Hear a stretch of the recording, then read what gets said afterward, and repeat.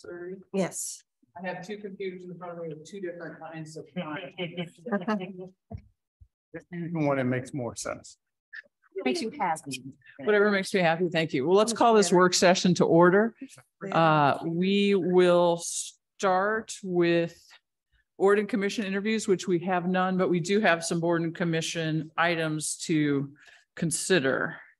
So John Sauter, who was here or has withdrawn his nomination due to other commitments. We do have Mike Pincus from the Business Development Commission. He has served 2 terms, so typically we would put him back into an interview process. The catch here is that we already have openings on that commission, and Mr. Pincus is the current chair and certainly is seeking to be reappointed. I don't know, Pam, if you have any comment on that.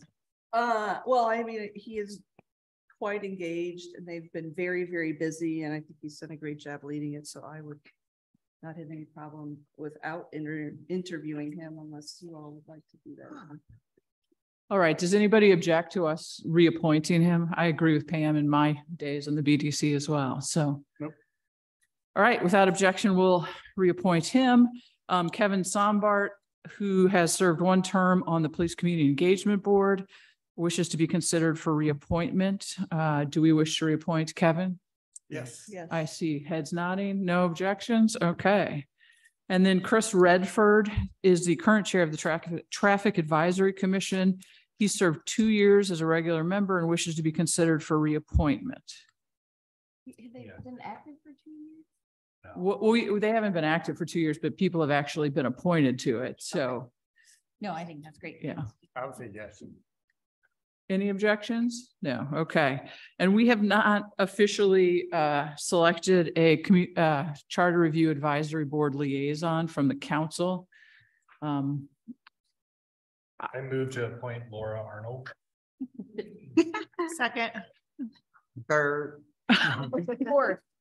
Okay, I think that's a majority now then. So thank you for that. Is there any objection to that? Well, Go for it, Emerson. Let's go. How about we arm wrestle for it? no, Laura and I did talk about it. So Yeah. my only concern is that her ability to input, she's been able to do more on outside the board than inside the board. Well, I will not withhold any of that outside support. How about that? Okay. All right. So I think that's it for boards and commissions, correct? We do need to review the regular agenda. Does anyone have any items, concerns, questions about the regular agenda? All right, we do not. So we will go with updates. And Sarah, why don't we start with you, please? Sure. I don't have any boards and commissions updates, but I do have one that Council Member Hickson Shepherd and I went to an affordable housing panel discussion posted by Focus St. Louis a couple of weeks ago. Found it really enlightening and helpful. I'm working on a bit of a summary of points that we heard and some kind of follow-up steps there possibly for us to consider that I will hope to have to all of you in the near future. But it was a good experience for us to be able to be there and to hear from some experts and folks who are working deeply in the field today. So great, thank you. Emerson? Just the PCEB had their strategic planning meeting last Tuesday, looking over their goals and objectives and looking at officers for next year. So there was a productive session. We was there. I think we started 6:30 to 8:30. So we was able to satisfy a lot of the issues that was on the table. So I think they're moving in a good direction to make some positive changes for the PCEB, looking at a more broad engagement for the community versus just one section of the community. So it was a good meeting. Good, thank you. Pam? Yes, let's see. We had the business BDC meeting a week and a half ago, and lots of things happening with the BDC. First of all, we had a guest from, her name was Christina Weaver. She's with the Women's Creative and 314 Together. And she talked about localized community activation campaigns that they're in charge of, where they are hoping to get involved in one of those this fall or during this fourth quarter of the calendar year. They also, talked about business bingo, which was this past Saturday. A lot of enthusiasm. As it turned out, we had winners for a variety of denominations of Webster bucks, which you could be entered to win a raffle when filling out your bingo card. The winner, the big winner, was a mom and daughter combination, and they were walking by and got curious, and they ended up walking to all the participating businesses across all of the districts. And so they did it on foot. And I know there were some others that participated on foot as well. So I think it was a lot of fun. And I think we are looking forward to doing that again next year. The Work in Webster Groves press release went out, and that site is active and becoming quite popular. Sunrise was the first organization to post a job after the job board went live, and we now have 16 job postings. Communications and community engagement is doing a very robust campaign for getting the word out on that. And today was the Chamber of Commerce's golf tournament. They passed out koozies, which you all have, and bookmarks, and they will be using these throughout the holiday as well to promote the job board. So if you have a minute, take a look at it. It is fun, just fun to read all the varieties of opportunities that are here in Webster. And then also last week, Mike Pincus, who's the board chair or the BDC chair, and I participated in a city chat on Facebook, and that was all about the BDC and small business in Webster Groves. And then later last week, I participated in the Green Space and Sustainability Cooperative meeting, and that is a group that has working on some initiatives, and Emily will be able to detail us more about that. And that's all I have. Great, thank you. David? I just wanted to commend Mr. Dave Buck on a wonderful 3rd annual Porch Fest. Yes.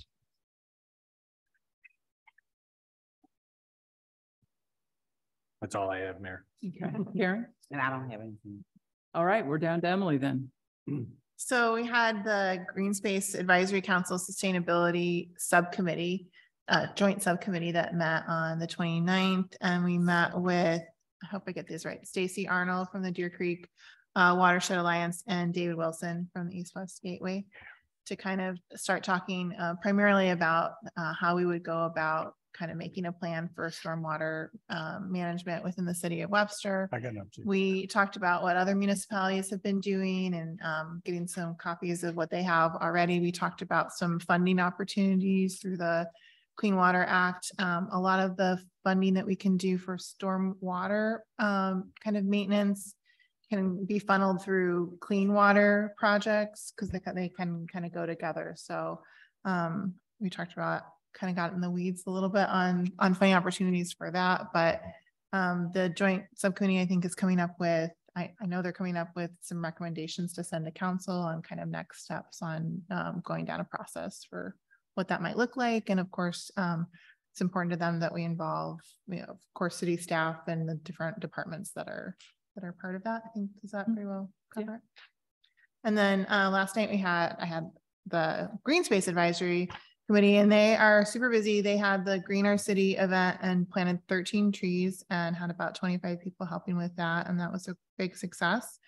And then they have quite a few projects lined up for Make a Difference Day at Lorraine Davis, Deer Creek, Ivory Crockett, Rui, Larson Park, City Hall, and definitely would love volunteers for that. I know there are a lot of projects out there, and there's a link out there for registering to help with different projects for Make a Difference Day. That's on October 22nd. And Jen, just kind of a note that it's kind of the time of year to start looking at possible nominations for next year's future trees of distinction, especially with all the colors and everything. So if you see any gorgeous trees that you'd like to nominate, like snap a picture and I'm not exactly sure what the process is for nominating, but I know there is one. So if you have a picture, we can figure it out. And I think that's it for that one. Okay, great. Thank you. Katie, do you have anything? No, Mayor, thank you. Neil? No, ma'am. Thank you. All right, great. Your turn. Yes, ma'am. I have a few. So first is we have scheduled the first Charter Review Advisory Board meeting. It will be on October 13th from 4 to 6 p.m. It will be available via Zoom and available to watch later. People can't watch in real time. So we're excited about that. We'll have the agenda posted for it a couple of days ahead of time. It was the 13th. Yes, sir. October 13th from 4 to 6 p.m. Then we also have an upcoming community event. The date was just landed on this afternoon, so more details will be forthcoming, but excited about this. So it'll be a combined community event with MSD, Green Space, Sustainability, Deer Creek, Watershed Alliance, and I believe some others. But I think what we're envisioning is a drop-in event where community members can go to the various tables, get more information, ask some direct questions. But again, more information to come on that. But it will be October 20th at the Rec Center from 4 to 6 p.m.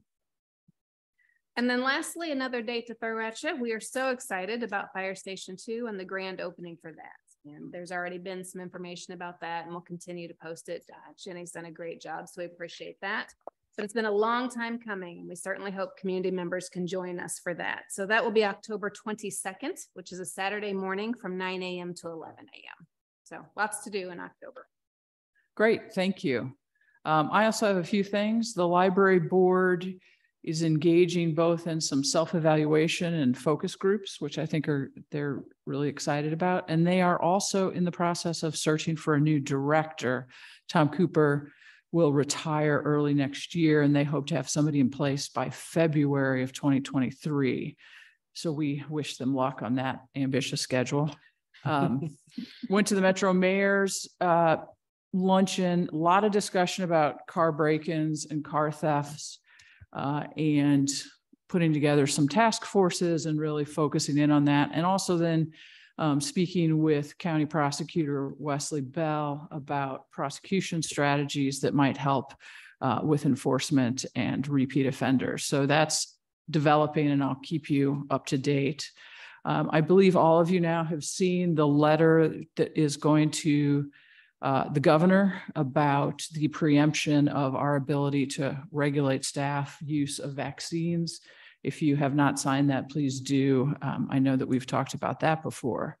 I also met with the leadership of Great Circle, who is going to engage in a new partnership with KVC Health Systems and are looking at how they get back into residential care, which they shut down their residential care during the pandemic. And so they promise to keep us alerted over time. I know they spoke with Chief Curtis, and I know they intend to speak with City Manager Peoples as well. So hopefully that can be a partnership and they'll keep us up to date about what they're doing. The Arts Commission met this morning. They are spending a lot of time and energy trying to sort out what the relationship could be, should be, is between Webster Arts as a nonprofit and the City Art Commission, which I think is a really valuable thing. They don't want to compete with one another for resources or events. So I think that is a discussion that's going to come to fruition in the next couple of months, and we'll have some information there. Also, mark your calendars again for October 28th. It's the Lifetime Achievement in the Arts that will, invitations will go out this week, I believe. And Dan Warner and Joe Rath are our two recipients for their creation of the Webster Jazz Festival. And then lastly, I did on Saturday work with Green Space and the Women's Garden, Webster Groves Women's Garden Club in Rui Park. And it's really great. I said this on social media. I signed the Monarch Pledge, but it's a whole bunch of other people who are actually making that pledge come true. And these two groups were really working on that this weekend. And so I wanted to say thank you to them for doing that. All right. Did anyone forget anything? No? All right. Yes, go ahead, Emily. Can you repeat what the event on the 13th was, the 4 to 6? Oh, that's the Charter Review Advisory Board meeting. Oh, of course. Okay. Thank you. All right. I believe we are now ready for our topics. The first topic tonight are our financial policies review with Assistant City Manager and Finance Director Eric Peterson.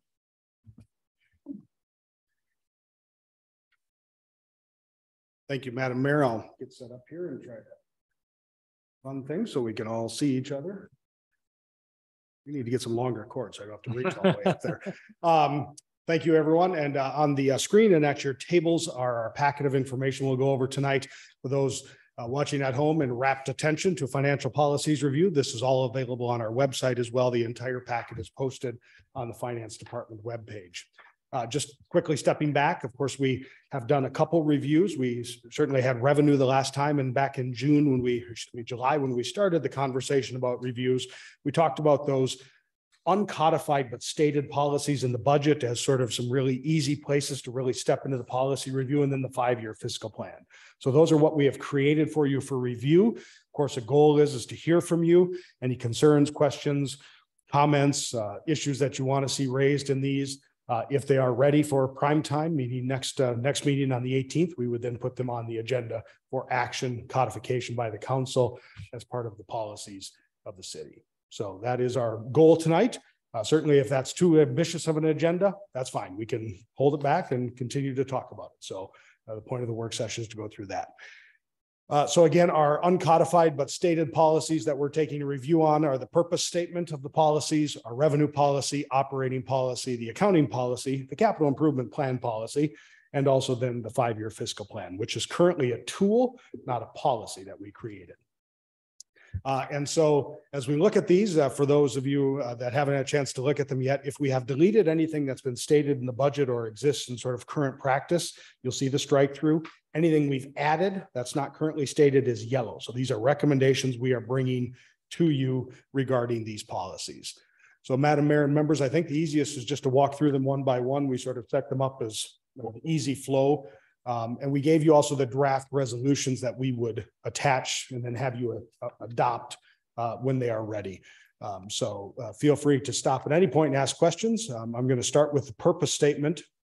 The purpose statement really being a very general policy about policies to really give guidance to staff on how we're creating financial policies and recommendations.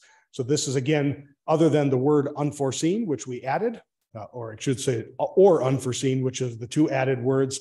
This is all right from the current city budget document in the financial policy statement. So we've always put this in the budget, and we're just asking you to codify that statement and the policy statement. Now, the one that we have added, which is about the review of policies, should happen on a 3-year plan. So we should build a plan to, within 3 years, all the policies are reviewed, not all at one time. We don't need to spend hours on them, but that we just simply assert that we have looked at them, they do work, and they are still the kind of policy we want for our fiscal future here in Webster Groves. Well, Eric, it states a revolving cycle. Is it necessary to put going to be cycle every 3 years, or? So I think that's accomplished when, if you read beyond revolving cycle with policies being staggered so as to provide a complete review of all policies within 3 years. Okay. Certainly, if we want to change the wording, I'm happy to do it. So. I'm fine. Thank you. Any questions on this one? Any concerns, issues? I don't want to sound like the preacher at an old wedding and say, speak now or forever hold your peace, but I will assume if we don't hear major issues that we can bring these forward to council. So right now, these are just policies that can be changed by the city manager. I don't even know what their status would be. They're in the budget document, and we state them as financial policies there. You adopt them as part of the budget document, but we've never, the text of the budget document is not a policy document. It is simply a narrative explanation of the budget. So hence we are asking you to codify them so that they are policies. Is it incumbent upon us, like from a budgetary position, like from both auditing and also planning, for them to, like, for outside individuals to look at this and say, hey, they're up to snuff and everything? Like, I guess what I'm asking is, what's the purpose of adopting them? Sure. Yeah. So financial policies are looked at, and they are important, certainly in the financial world, by the people who would review our books, and they would want to see, are we complying with policies? So we don't have a policy that says this is how we're going to do accounting. We've always just done it the way governments should do it, right? However, there is, when we get into bond issues, that's where policies become incredibly important, because the people that would potentially want to buy our bonds, especially if we're in any way distressed, we are not distressed, but if we were, they would want to know exactly what kind of financial policies are in place. And again, back to the sense of a plan, right? If you are in a deficit, what's your plan to get out? Are your policy guidelines there to keep the plan in place and move you towards the goal of whatever the goal may be? Solvency, achieving a surplus of a certain amount, eliminating a deficit, things like that. So there are benefits to having the plans done, the policies approved outside of just GFOA types, looking and sort of judging us on that, on whether or not we have them. And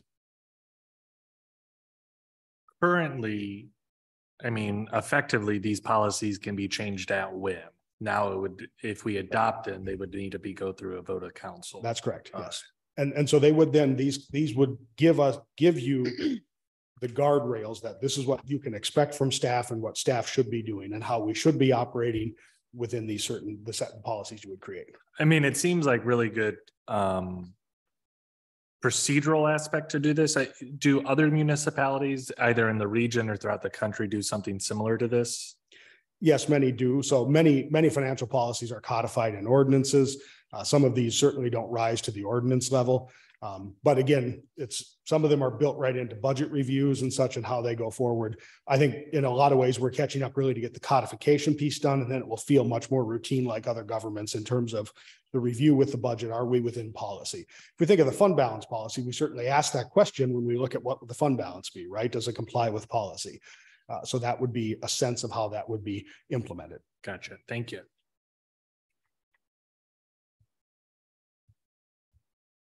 Moving on, we will, I'll just keep going on. So the revenue policy, again, comes directly from the budget as you have, adopted it for many years. I don't think the language has changed. I've looked back for at least 10 budgets.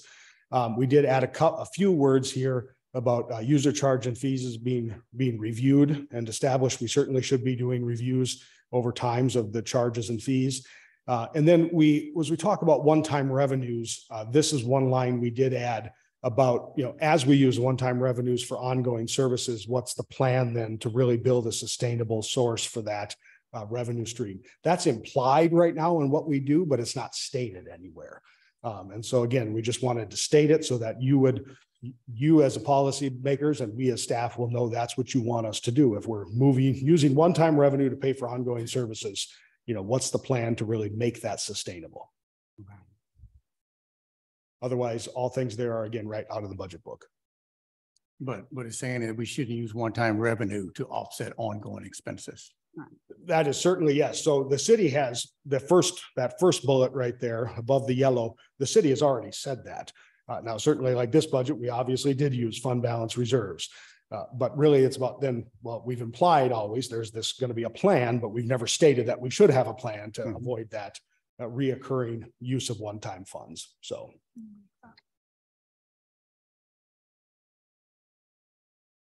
All right. We haven't fallen asleep yet, so this is all good. All right. Financial operating policy. So this is really the policy that speaks to how do we deal with expenditure control, the management of the budget once it is passed by the council. So again, things in yellow are added. I want to be clear, these first two that are here are stated in the budget. They're just not stated in this operating policy. They're stated in another place. I don't know why. For years, it's been stated in two different spots. So we moved them into one spot in the operating policy about legal budgetary control. So it's no change to practice or the policy we've operated under. It's just now being stated here. And then I wanted to point out, you have asked, and I believe we should have quarterly reports, and we've certainly planned that this year. So building that in, that we are going to have quarterly reports and status. That's a policy matter. Now we have to provide that kind of transparent reporting, both to you and then also obviously to the public since it's being reported to you. Mm-hmm. The strike through I wanted to show here, for some reason in the policy, we have GFOA has awards that we do seek and we will continue to seek. I want to be clear about this thing, the budget award and the annual report award, but they're the only awards that the city has ever written down in a policy that we're supposed to apply for. And that's really a practice matter. So I don't think it rises to being in the policy. And so I would like to take it out of the policy. Does not mean that the city will not continue to apply for those awards. We have got a long streak of trying to win those awards and have won them in from consecutive years, and we'll continue to want to do that. Okay. All right. The accounting policy. Get ready for a wang banger. This is an Oscar-winning policy right here, folks. Major movie. No, accounting policies are very important. So again, we have never really adopted this that we will use, and certainly the state law requires much of this, but we're going to use GAAP principles in all of our transactions. This is right from the audit. The budget book will have an independent audit. We again remove the annual report award language out of this policy. And then we added in just to make very clear about audit communications, right? That no one but the council can disclose audit communications. I can't tell the public what the audit is until it's ready, but the council has to decide communications between the auditor and the city when they can be disclosed by state law. And I just want to be clear, that's not just one person can tell us, disclose this information. It takes an affirmative vote of at least 4 of you to disclose that, an action of the council. So we wanted to make sure that was very clear and understood, because obviously, questions about audits can come up, and that needs to be transparent to the public as well about what Missouri law allows. And then obviously, again, the oversight piece, this is right from the current budget language that we have now. So this was just something we just did on a regular basis, this submitting documentation to obtain the certificate of achievement of excellence in financial reporting. That's just something we just did. So the Government Finance Officers Association for many years has had awards that cities, municipalities, school districts can apply for to be judged about how good their budget presentation is, not the decisions you all make, but how good we do a job of presenting the budget, making that book. And then also with the accounting, the annual audit, what we call the audits, the annual comprehensive financial report, does it comply with all the things that the accounting standards would want to see? And so we have for many years applied for that award and have won it. We have, if you ever come down to the finance office, you'll see a whole string of plaques up on the wall. It's a very important award, I think, to the industry and to the city. And I want to be very clear for everyone. We want to continue to do it. It just applying for an award is not a policy statement. That's right. So it just doesn't need to be in the policy. That's what I'm saying here. Okay. And then it's just something that's just because there's clearly, like you said, a benefit of doing it. Right. So it's just something that will just be done as a matter of course. And we know that at the end of every budget year, you submit paperwork. Yeah. So the budget that we just published for this current fiscal year 23, that has all been sent into GFOA, and I went through and filled out the form and responded to last year's comments. So you always see it. We always change the budget up a little, trying to meet what the reviewers, which are our fellow peers around the nation. They literally send the budgets out to different people and they review them. So a person like me, 3 people actually like me, have reviewed our budget and will give us scores, and then we'll determine whether or not we achieve the award again this year. And so we have historically done that as a matter of good practice, because it also for the public, it's like the Better Business Bureau seal, right? I mean, this is the finance department in the city is giving you financial information that is accurate and presented the way that the standards would say it should be. Well, so is this someplace else, like in the job description or procedures or something somewhere, so that the say, for example, you win millions of dollars and you say, ta-da, and then the person that comes behind you, do they know as a matter of course in their job that that's something that they are supposed to do? Do we have that at least in the procedures? I get that it's not a policy, but do we have that in a procedure somewhere? Yeah, absolutely. It's in the finance department procedures. It's also in the job descriptions that we do, the accountant and what it was the finance manager role, work on the annual comprehensive finance report. It's my job to put the distinguished budget award together. So those are all in job descriptions in the procedures to apply. And it's also in the budget because there's an award application fee. So it's there as well. And so we have volumes of files to go back as well and learn from our past on all those. So well known. And well understood, that's responsible. Eric, is there a fiscal component to applying for that annual award?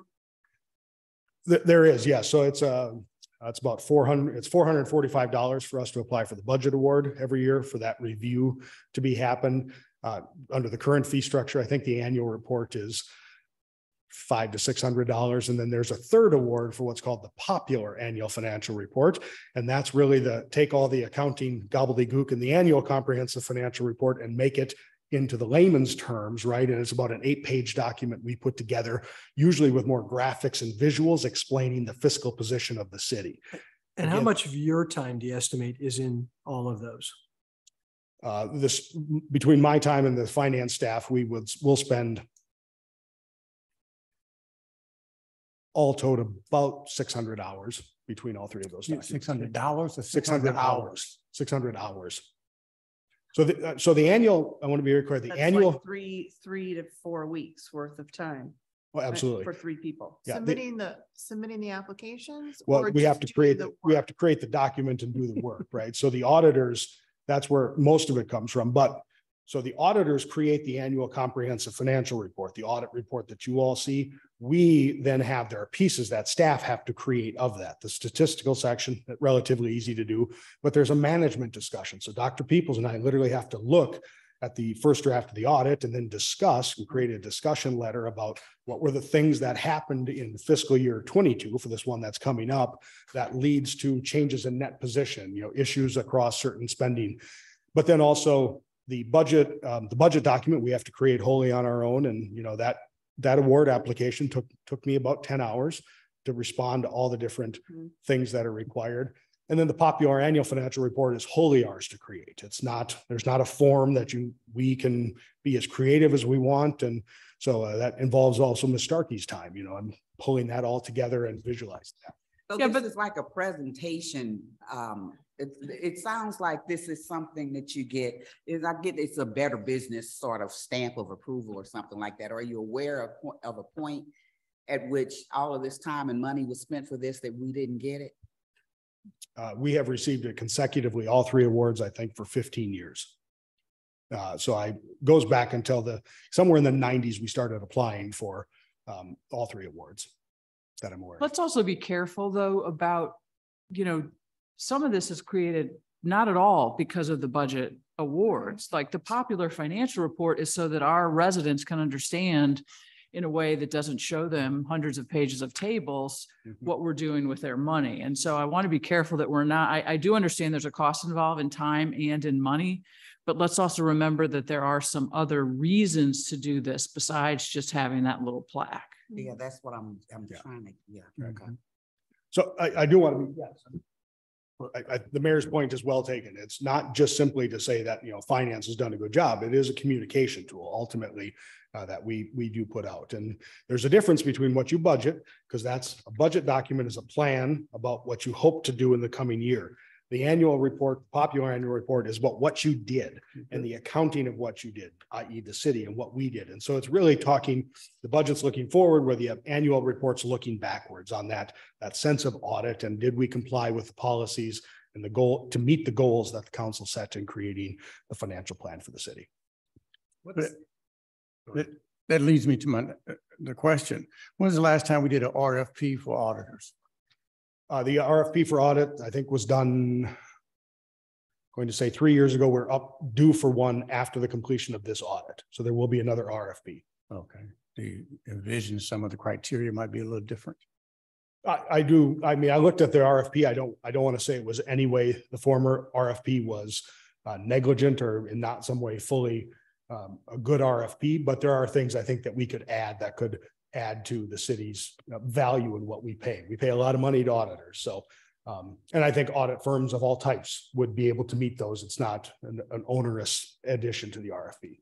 Yeah, just based on some of the things that has happened over the last year and a half or 2 years, is a good RFP is probably needed. How long has we had this accounting firm? So we have had this accounting firm under this RFP for, this is the 3rd year, but they existed prior to it's Sickich. Everyone, that's a public known entity. They existed, I believe it was Huxfield and Bloom, I believe was the name. So it was a local firm bought out by a much larger national corporation. So they are auditors. So we've had them for many years in the city. I think back to the middle 2000s. Okay, thank you. Going back to those awards for a quick second. What's the rate of, do you know the rate of awards awarded from a number of applicants? I don't, but I can find that out. So 300 applied and 300 got awarded. Oh, That's what I'm saying. I mean, I thought I heard $500 for one fee and $6 for some, so $1,000 and it's submitted. That's why I was asking. Yeah. When you just put together, you just submit it and you Yeah, get it, so- or Why don't you get that information for us so that we understand a little bit more, please? I'm all for the idea of giving more information to the residents, but I'd rather you like, I guess what I'm trying to say is the award really necessary if we're doing the right stuff? And we obviously have outside third-party reviews through audits, such that I would rather you spend and your team spend their time providing more resources to the citizens than providing resources to a third-party audit awardee. Just a thought. yep, I can pull that for you. Thank you. Is there, not to steer us back, cameras there, is there anything about this document, the way we've presented it, though, any issues?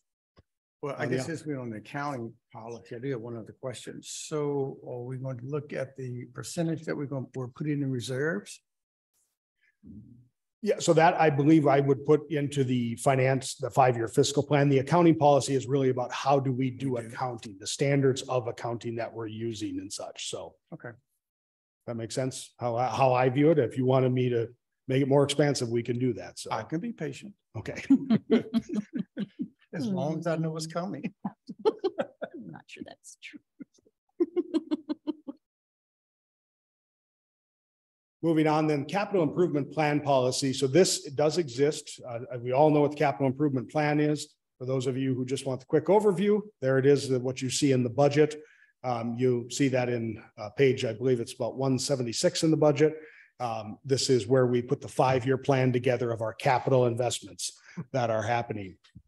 Looking at this policy, as you look at it on your sheet, the first 2 bullets are what our policy says. So again, one of the real vulnerabilities that I mentioned is when it comes to capital improvements, we don't have, the fire truck's a great example, the ladder truck. When you have that big asset that needs to be purchased or replaced, we don't have a plan that isn't what I'm going to explain. So we don't have a plan set up to how do we fund that.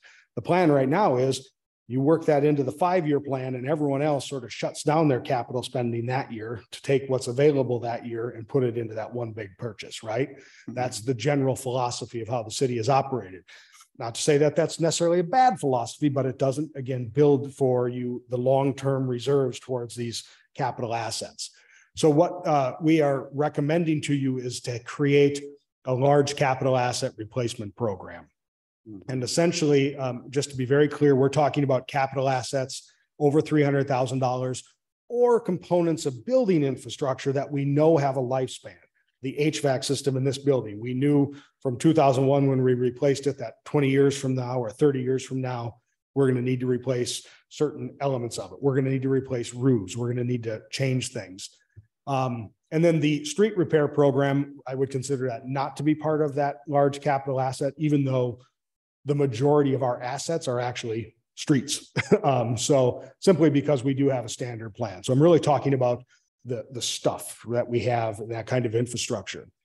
One of the things we don't have a really good in the city, we don't have a capital asset manager. So, I mean, we can pull the list of assets, but we built Firehouse 2 is a great example. There's no system where, okay, we built Firehouse 2. We know now in 25 years, these HVAC units, that's their end of life. So what's our plan for replacing them? Okay. So that's what we're suggesting that we need to put into place. That's just simply software to keep track of those things. And So that's my question. It's really to account and plan. Exactly. If we have an HVAC system that happens to last for 27 years, we're not going to replace it at 25 just because we hit the 25. Okay. Right. It's really to plan for it because what happens in 25 under our current philosophy, again, if it's a big buy, we slow down fleet replacement on vehicles. Right. We slow down other things that could help the parks and such to really swallow that cost. I just want to make Yes, sure that the absolutely. management software is not dictating the replacement timeline. No. Yeah, It's just helping us to right. plan better. Exactly. Exactly, Yes. yeah. Yep. That we can save for that expenditure when it happens. Yeah. And the large capital asset, as we begin to talk about what this really the last bullet about what to set aside, isn't about creating another fund to spend out of. It's about creating another fund to save in to then use when we need to spend on those items. Okay, it's a saving fund. So what we are saying is beginning in 24 that we obviously the next budget, that we start with that clean, crisp, new looks schedule, that we look at how do we do the capital expenditures we're planning on, and then what is the appropriate amount to put in that reserve. Now, every year you as the council can change that. I mean, you can always change it, but you can appropriate. You could say, we got a windfall of one-time money. We want to put $1 million in that reserve. Just put it there, let it make interest and be there for the schedule that comes. And so we are talking about creating that fund for banking those one-time funds. And then we also suggest here that at the end of this year, anything in the capital improvement fund, I want to be clear, just the capital improvement fund. If we don't do those projects, that we sweep 50% of those unexpended appropriations. So if we say we're going to spend $1 million, we only spend 800,000, 50% of the 200,000 left is 100,000. We sweep that and put it in savings in the large capital asset. Right now, it just falls in the fund balance which could be swept anyways. We're saying put an automatic sweep in to help build that large capital asset program up. And we have wording in here that says that we will keep that money for that large capital asset purposes. Again, we don't just right. So that's by creating the policy, you will create the fund, and we bring another resolution to officially create the fund then, which would be then that fund can only be accessed by movement from the council. City manager can't transfer money from that. It has to be in an appropriated use by the council. It's like an emergency fund. It's an emergency fund, but with a sense of scheduled emergencies, right? I mean, we want to know when we're really going to see these big assets need to come to be replaced. And so that we've got money set aside for that project at that time. The roofs are a great example, right? So I think it's probably another prime example of the elevators. We spent a lot on those elevators, right? They've had their ups and downs. Yes. well, right. Boom. So I did want to point out the last bullet. And this is important. No. This is, again, you can always add money to that. And I want to be clear that council, you have the right to take money and move it from, because this isn't a revenue that is coming from certain areas, you can move the money back out of the fund. So in the future, if we don't need the $3 million we have banked in there, we only need $2 million, you can move $1 million back into the regular capital fund. But again, it's your decision because the fund is at a council level under our fund control. And that's when we just look at the next 2-3 years out, what we want to do with it. Exactly. Any issues or questions on that? All right. Good questions. I appreciate it. 5-year fiscal plan. So again, this has been a tool. I'm going to just pull this and see if I can make sure if I can find my mouse when I'm going this way. There we are. Go back this way. I'm getting good at this. I think all of you know and have seen our 5-year fiscal plan on the website. This is the big document that of course shows our current budgeted expenses and revenues, their average rates of growth. You can see we still have some negative revenue growth averages, and then the estimates years out, which indicate the deficit issues. And then of course you've seen this visual, which I'm sorry for the scaling here. I'll try to pull it in, but really shows that the gap between the expenses and the expected revenues going forward. And of course, our deficit control reduction policy that we put in place this year is the yellow dashed line. So you all know this, you know what the 5-year fiscal plan is. To go back to our financial policy, again, because we have just made a tool for you, there's no policy about having this. We suggest that if you want to, we can codify the policy. So there's a mandate to make it. For each of the governmental funds, I realized after I did this, I may want to take the word 14 out in case we change the number of funds at some point in the future. The governmental is everything but the pension fund. Okay. So all the funds we have are governmental except the pension fund. So I may strike that unless anyone has an objection. And that we look at our current fiscal year and the next 4 fiscal years, that 5-year arc and trend, and that we make the plan available publicly as we have as a matter of policy. What I would like to include in this policy and recommend to you is that obviously we update it at budget as we've done this time, but then we will update it at every quarterly budget session. So if our expended or our estimated appropriations for a year fall, you can see the track of how that's going to change, right? Think of deficit control. You've requested a lapse of $1 million. If we've done a good chunk of that, that will change the 5-year plan. Rather than waiting till next budget, we can update that and show you that at the quarterly budget review. Reoccurring revenue and expenditures. And so this is really about clearly indicating if we have predicted one-time expenditures or one-time revenues included in the plan. The general fund generally doesn't have many one-times either way. Now revenues certainly have, as of late, have been in there. And this would be a change. I think when you look at this, when you go back to the 5-year plan here, we see this number right here, the 814 in deficit this year. That's the number of the fund balance transfer, the one-time funds we used. But people have to make that jump and know what that means. What I'm talking about doing is beefing up the 5-year plan so it's evident, that it's not just that we're in that deficit, but that means that number is what one-time fund is being used, right? So it's very clearly and transparently stated in having that in the policy. And then also that, we don't put in one-time revenues or expenditures on an ongoing basis if they're not reasonably expected, right? I mean, that's the point. A $1 million windfall this year, you don't start counting out every year and having it affect the averages. Right. So, and such. Also, I want to really hopefully encourage you, and hopefully by policy, you will have us put the fund balances right in the 5-year plan. And I will just show you what I mean by that. So this is in the budget document. I think you all have seen this. This is the page of paper that I live, eat, and breathe by on our budget. And it shows you, I'll just use the general fund because that's where we've been. This is fiscal year 23. It shows you down at the bottom, our fund balance at the beginning of the year, and then our fund balance at what we estimate at the end of the year. I would like to do that same calculation and have it also presented on the 5-year plan so that you can see, and where this is really important when we go back to this page, if we're really 2 million in the hole or in deficit in the next year, what does that do to the fund balance, right? It's obviously going to draw that down. And that gives you and the public that transparent look at what the fund balance, our savings will look like under the current model and the plan.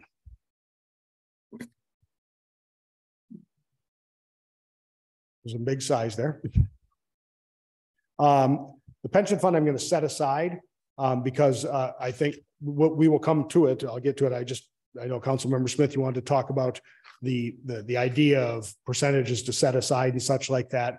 As we look at creating this, should you want to do this policy, we would create essentially this chart you see right here for the 5-year plan for each of the funds. And then it's really a question we can add in that. Are there assumptions that the council wish to make or direction the council wishes to add in about what we're setting aside out of fund balance to be used or not at a percentage level? So that this page of the 5-year plan for each fund would be a little more robust and not just show you the balances, but show you the fund balance. If there's any direction towards reserve, meaning we're going to take some for savings, we're going to sweep some in for savings for reserves, or if we're going to make one-time use of reserves in for whatever purpose. So that's really what I hope to create out of the 5-year plan, and then state those assumptions or those directions clearly. And again, obviously have it up for every quarter, a review with you all. Did I answer your question, Councilmember Smith? Yes, it did. Thank you. Were there other questions before I go to pension? Let's go to pension. All right, pension. So the pension fund is a different beast, obviously. We can't use just average rates of growth. There are actuarial tables that apply from loggers on what we expect for pension contributions and for the pension fund. So we would want to create a very similar 5-year plan for you, but we would base that on the actuarial reports that loggers provides. So that's why it has its own separate piece of policy here. Just distinguishing it from the other pieces of the fund, the governmental fund plans that we would be presenting in the 5-year plan.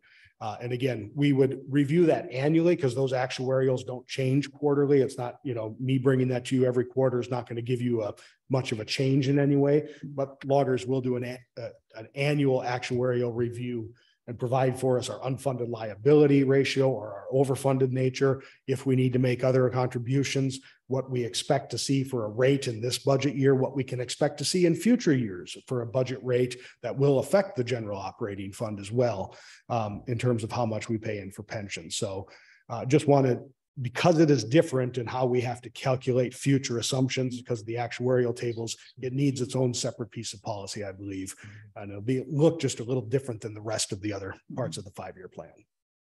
Are there any type of standard ratios municipalities should follow? In terms of funding levels or funding, expenses, revenue?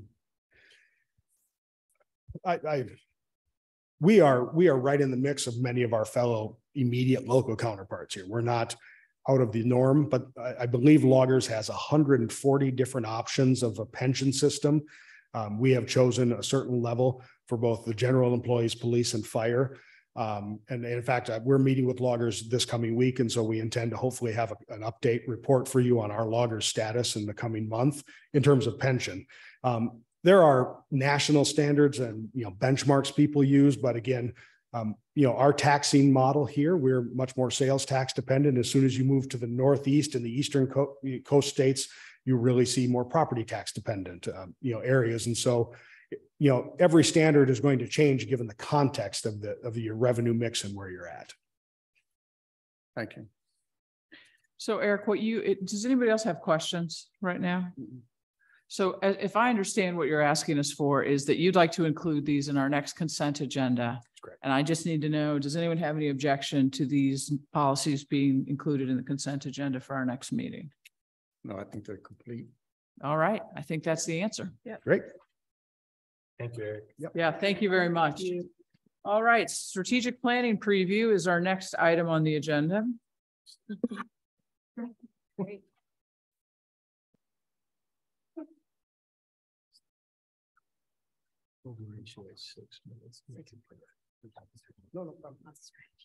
Good evening, Mayor and Council. I'll get it up there. Okay, thanks.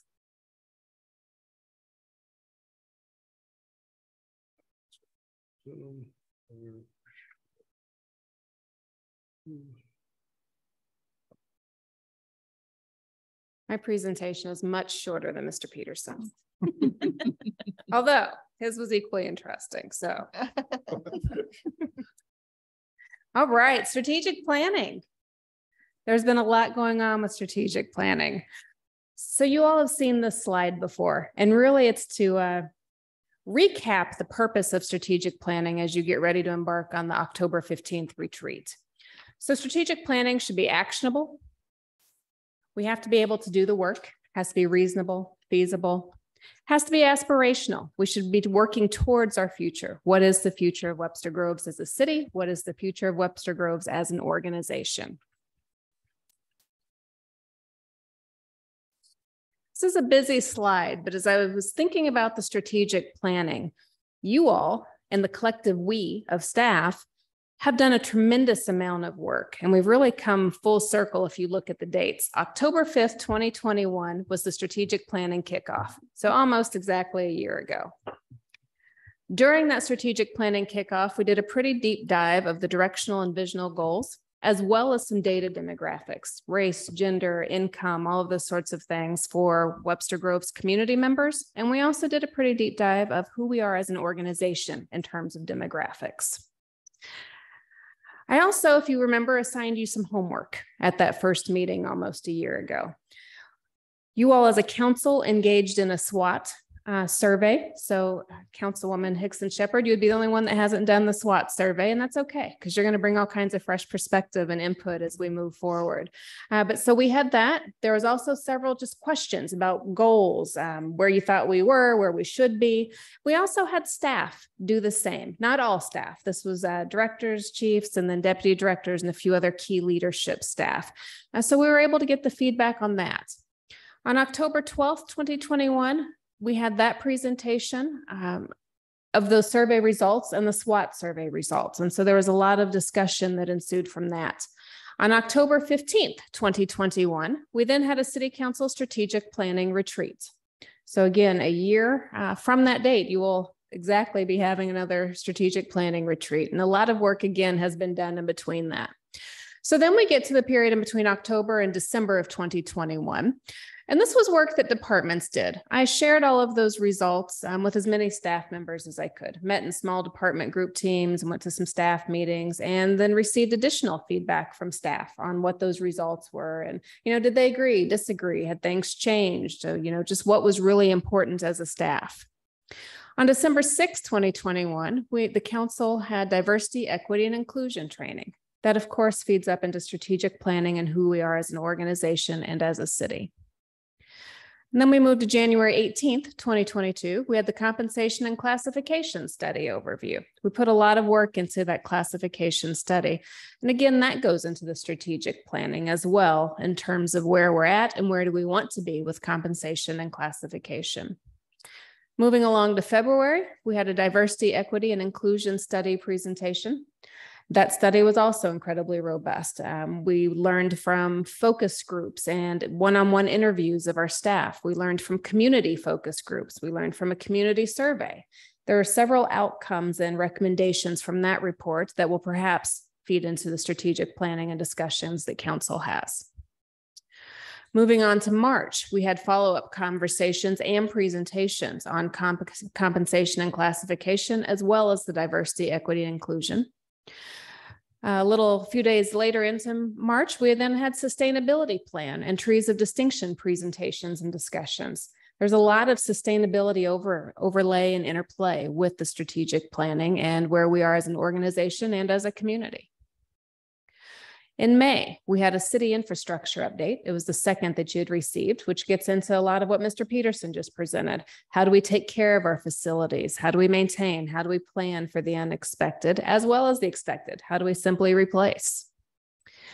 And then in June, council had a discussion about council priorities. And so there was a lot of discussion there. I believe there were perhaps not prioritization of the list, but the list was narrowed in terms of what those priorities were. In July, council started discussions about renewing the strategic planning process.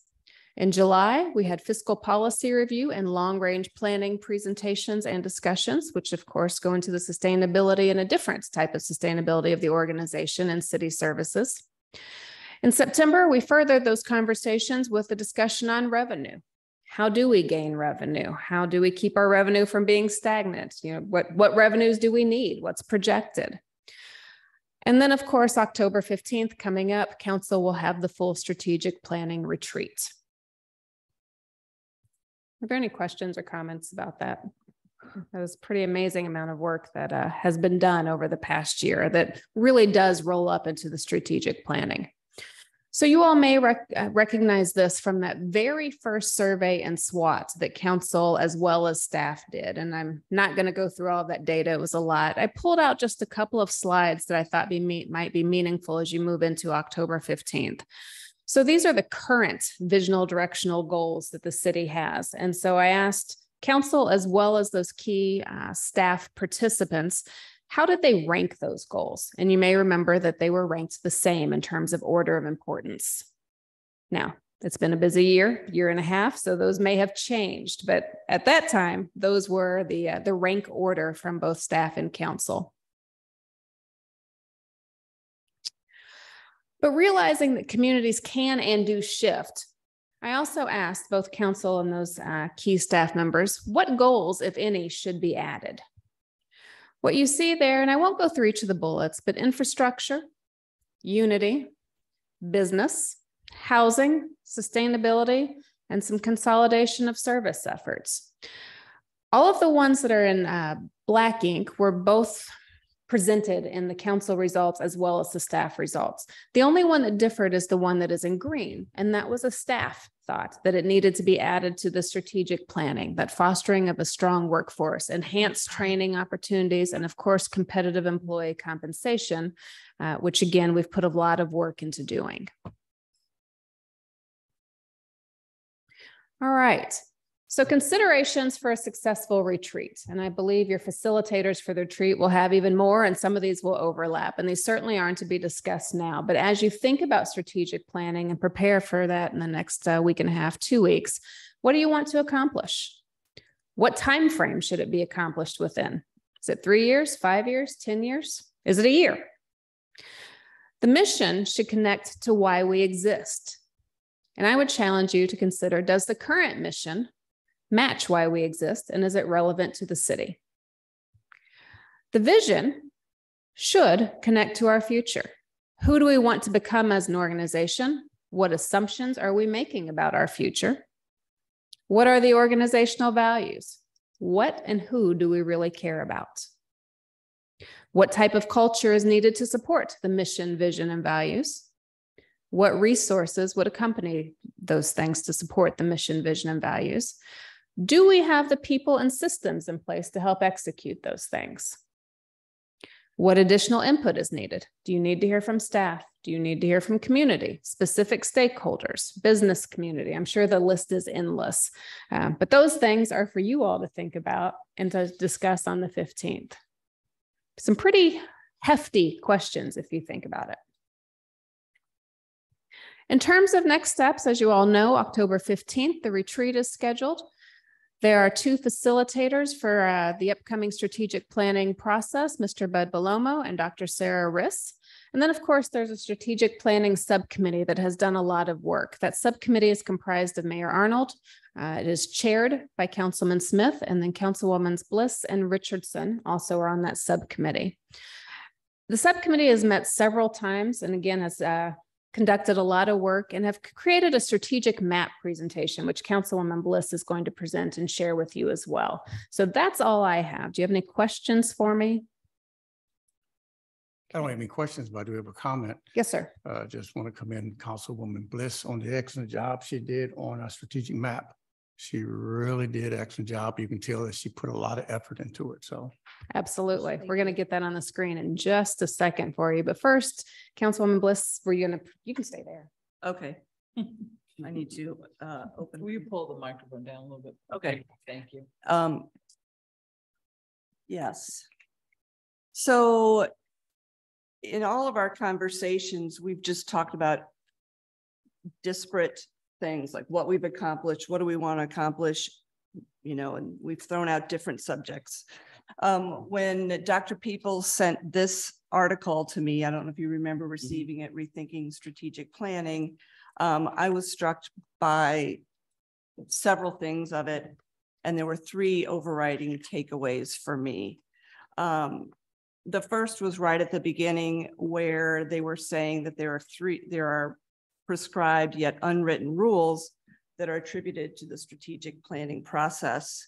However, they have consequences. And one of which stood out to me is that the necessity of having a deliverable and disregarding that it may sometimes creating the deliverable may undermine the process of creating it. And so why not rethink the process and try something new?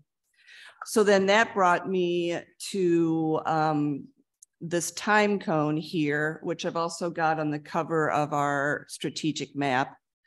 And I use that as kind of a guide to how to look at what we've done, where we're going, and what the overall big idea is. And so to me, the beauty of the time cone is that it does project it out onto years, and in that we may have a strategy, but we may also have smaller actionable items that are more immediate that we can work on and complete, which actually unfold into a strategy.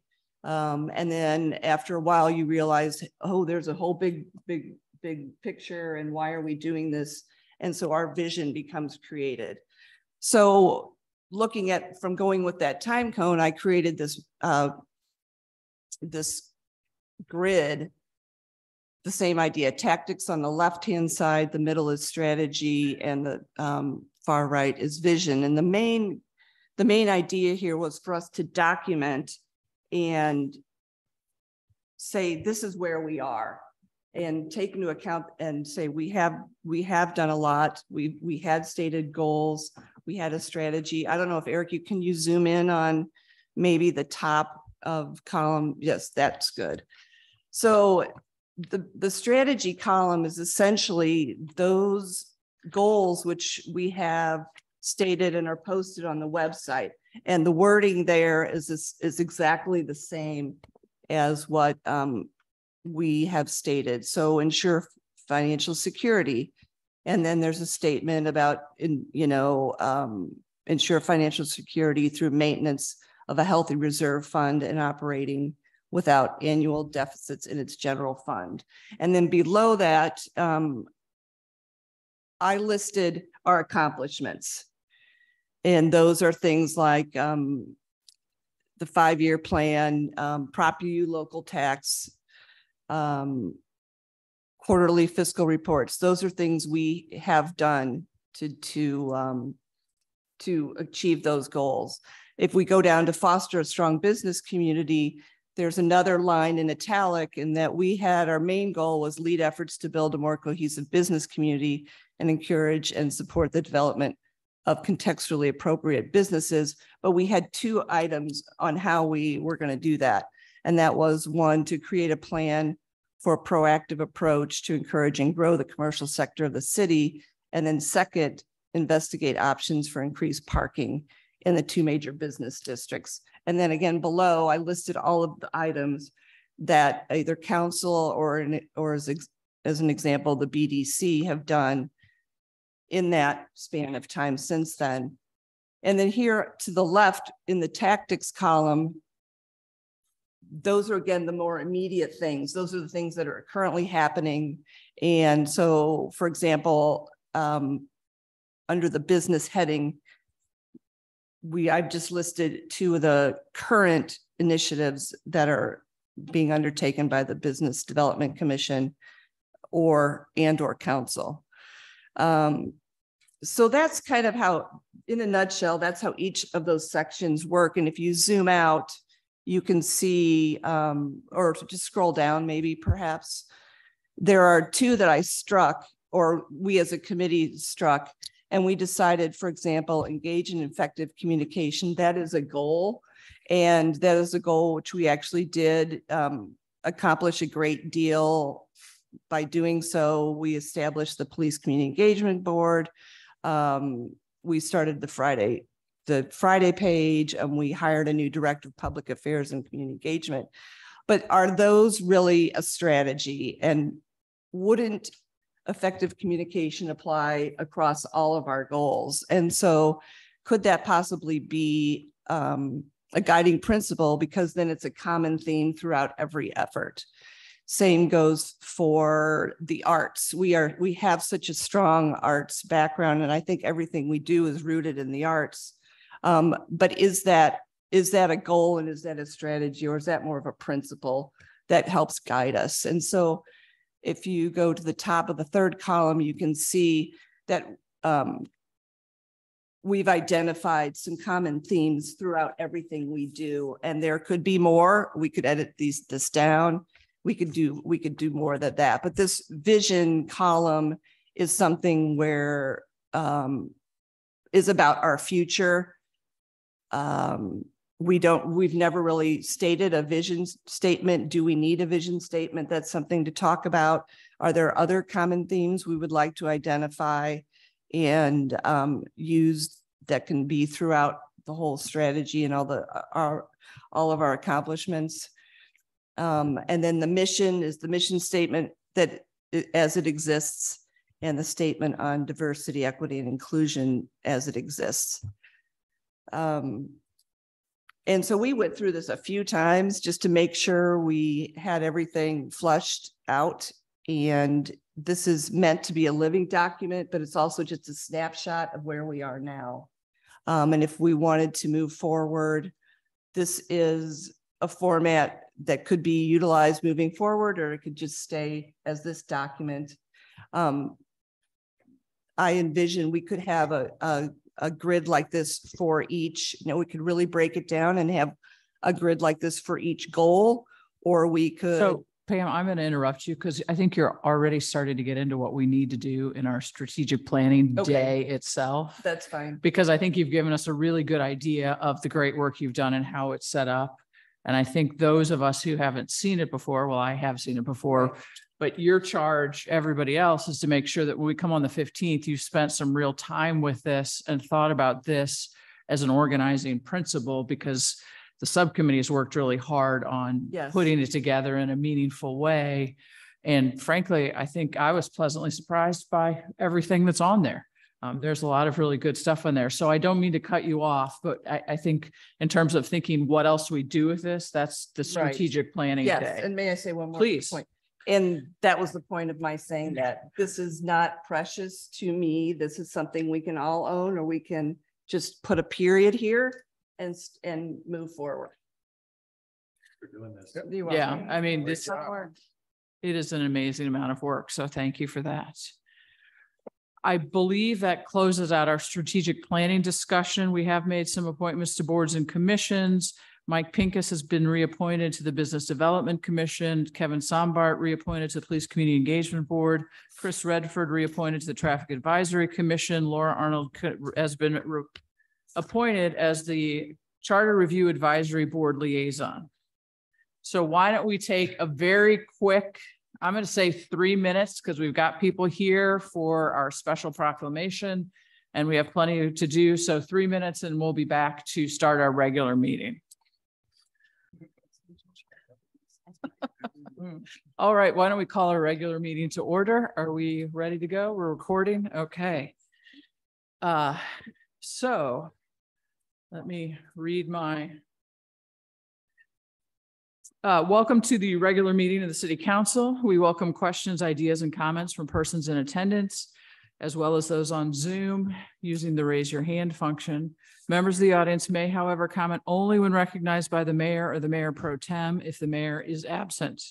We ask that comments be limited to 3 minutes in order to complete the agenda within a reasonable time.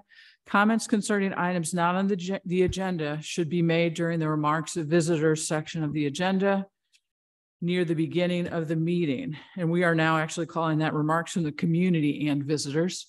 So we do welcome those comments. I will say there will be no public comments during the Metropolitan Sewer District discussion.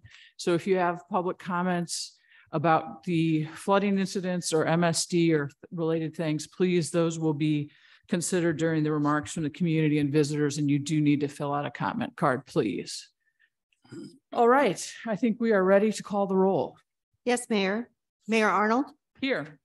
Councilmember Bliss. Here. Councilmember Franklin. Here. Councilmember Smith. Here. Councilmember Alexander. Here. Councilmember Richardson. Here. Councilmember Hickson Shepherd. Here.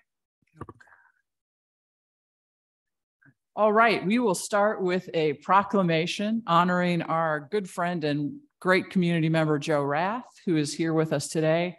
Joe, I'm going to give you the choice. I can sit here and read the proclamation, or I can have you come up and stand with me while I read the proclamation. Either way, you're going to have your picture taken. Okay. Somehow I knew that was going to be your choice, but I thought I'd give you options.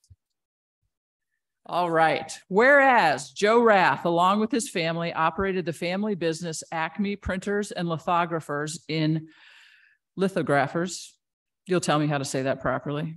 In Webster Groves for many years, and he has been an active member of the community, serving on the Old Webster Business District Advisory Board, the Old Webster Trade Association, the Webster Groves JCs, and most notably co-founding the Old Webster Jazz and Blues Festival with Dan Warner.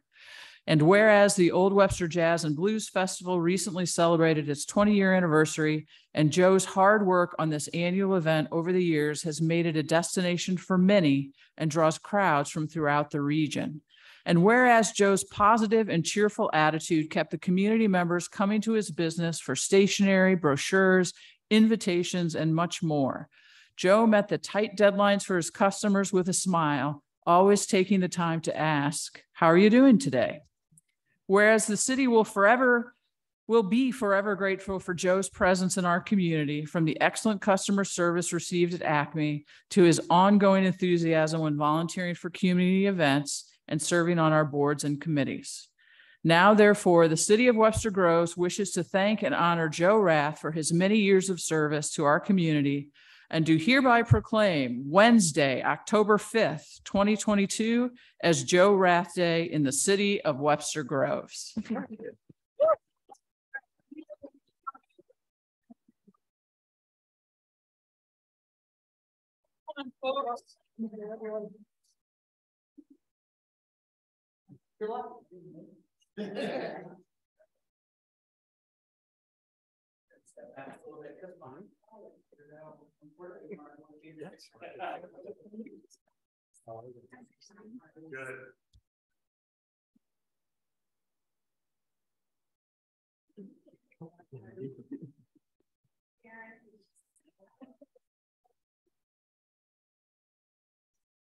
two, one.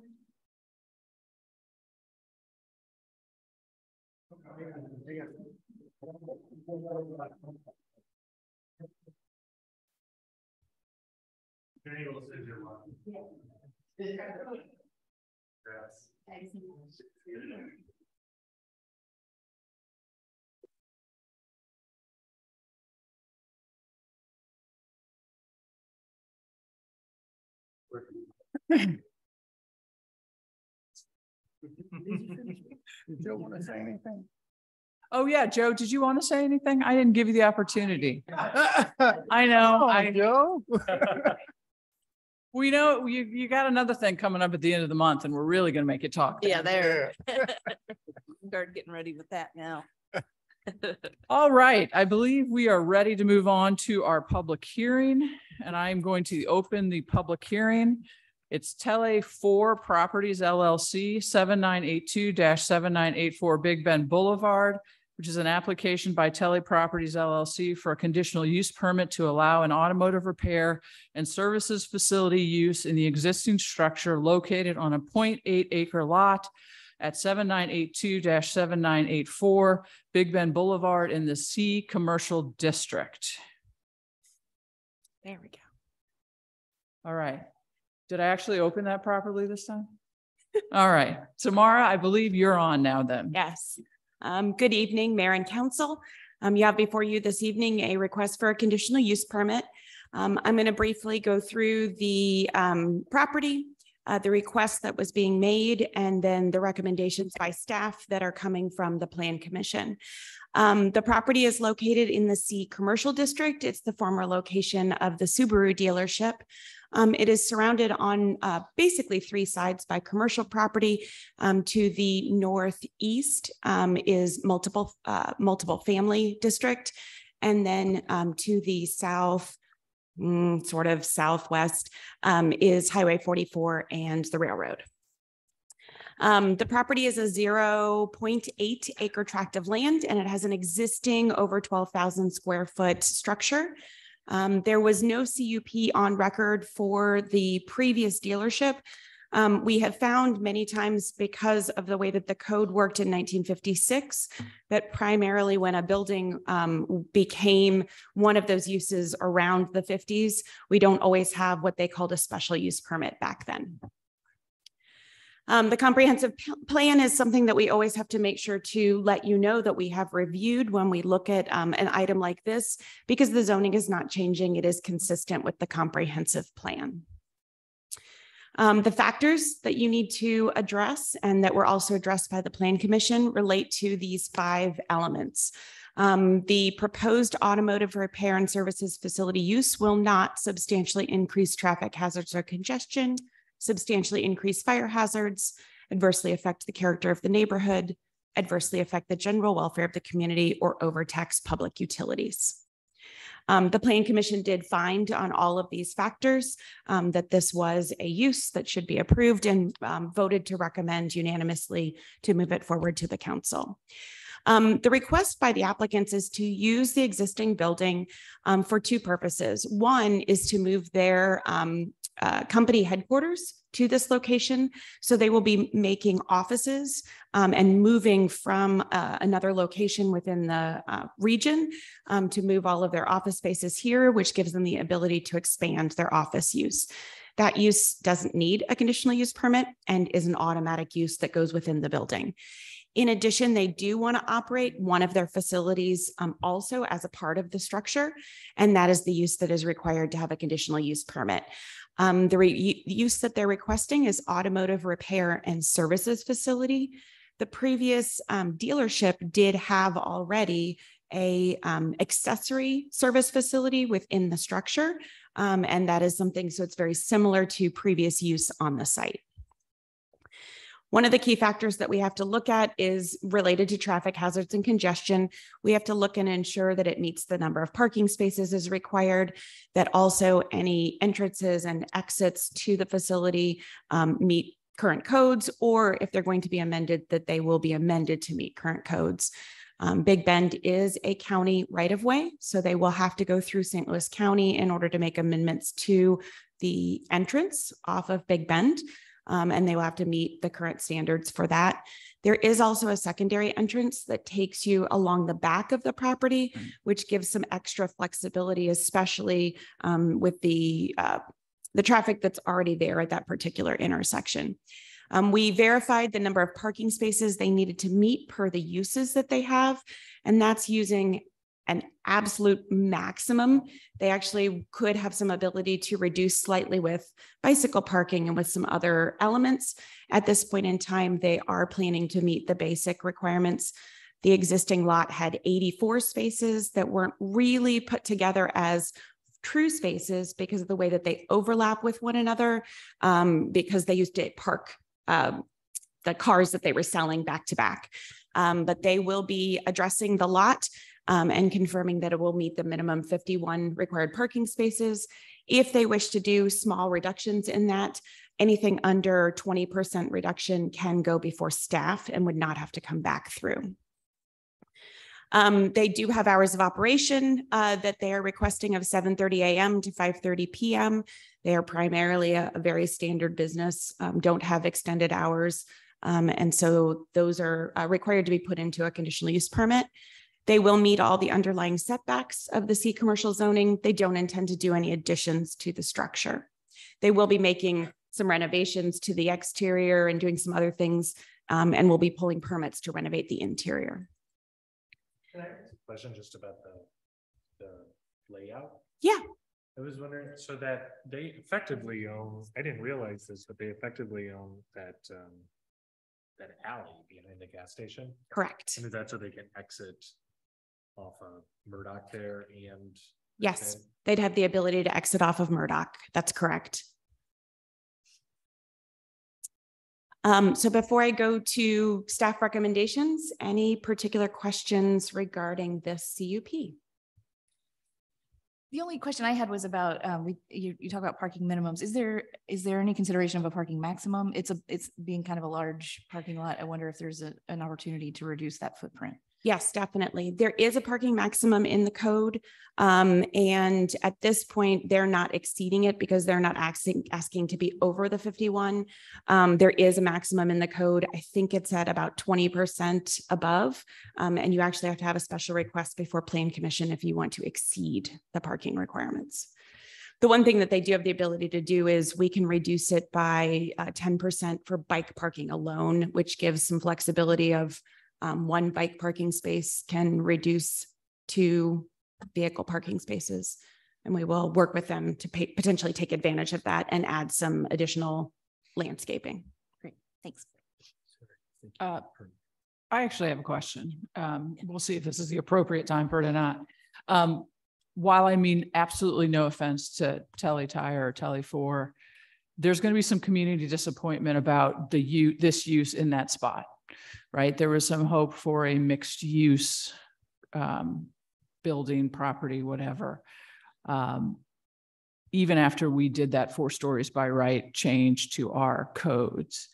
Can you tell me a little bit about whether there were mixed use proposals that you know of? How did we end up here? What role can we play in helping to try and steer that discussion? Sure. So staff met with, I want to say 4 different applicants who all had at one point in time a contract on the property. Some of those were mixed use with new structures. Those were not going to have to come before the Plan Commission or City Council. They were all allowed by right. As they worked their numbers and worked with their architects, each of them determined that it wasn't exactly the right site. What those specific reasons were, we weren't specifically privy to. Okay. But I know some of them did different due diligence based on configuration of the property, some other factors relating to the location.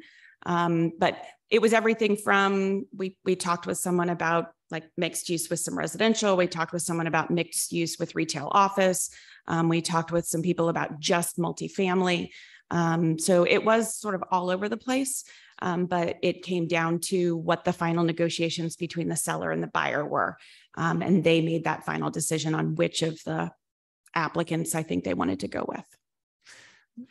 But we being the city collectively, your department, however we want to define it, we're open and had discussions about those. We weren't the ones who said, no, you can't do that here. Yeah, correct. Okay. All of the options that were before us, in fact, this actually was probably the one that required the most needing a CUP. All the other options were allowed and permitted by right. Okay. So they would have, I think one of them had talked about asking for parking reductions. I know one of them had talked briefly about asking for some funding to fund the project. But all of those were options we left open and we're willing to work with them on. Okay, thank you. I appreciate that discussion. Any other questions? I can briefly go through the staff recommendation that was moved forward by Plan Commission. I do just have one. Is this a new location for them, or are they relocating another? They are relocating, and you can ask Mr. Telly because I know he is on. I want to say it's Richmond Heights. I apologize. I have a lot of things that have been going on this week. That Richmond Heights is their office location. They have multiple actual locations for Telly Tire, but their offices, I believe, are moving from Richmond Heights, somewhere close by. Okay, yeah. It's a mixed use. It is office with another use. Right. Other questions? All right, you have recommendations. So as a reminder, the provisions of the city code always apply. So these other recommendations or elements are only additional above and beyond the code. The approved use shall be office use with an automotive repair service facility use. Minimum of 51 off-street parking spaces shall be maintained on the site. We made sure to add in that reductions in this number can be made with the provision of additional bike parking spaces as limited in the code. Any changes or improvements to the curb cuts or sidewalks along Big Bend Boulevard shall obtain permits from St. Louis County. Hours of operation shall not exceed 7:30 a.m. to 5:30 p.m. No derelict or inoperable vehicles or vehicles with extensive damage shall be stored on the premises. Any new pole mounted or wall mounted lighting shall meet the light levels in the city code. No outside amplified speakers shall be allowed on the premises. Applicants should be responsible for the pickup of all litter on their property and litter generated from their property onto adjacent properties or rights of way. The primary and accessory structure setbacks are those in the C commercial district. That would be what they would do should they wish to make any additions to the building. They would follow those. A lot consolidation plat shall be undertaken to consolidate all properties for this use. We did confirm with them that this wasn't going to be a problem, and they've already been working with an engineer. It'll clean up the property. It's technically 3 different pieces, and there's no problem with setbacks in regards to it, but it would be better to clean it up and have it all be one parcel for any future changes they would make. And the conditional use permit is personal to the applicant and shall not run with the land. All right, any other council questions? All right, we will see then if there are any comments from the public on this conditional use permit. Do you want to ask Mr. Telly to come? Oh, yes, absolutely. Sorry, Mr. Telly. Okay. He's on. He's on. Okay, there you go. Mr. Telly, thank you for being with us tonight. Would you like to make any comments to the council?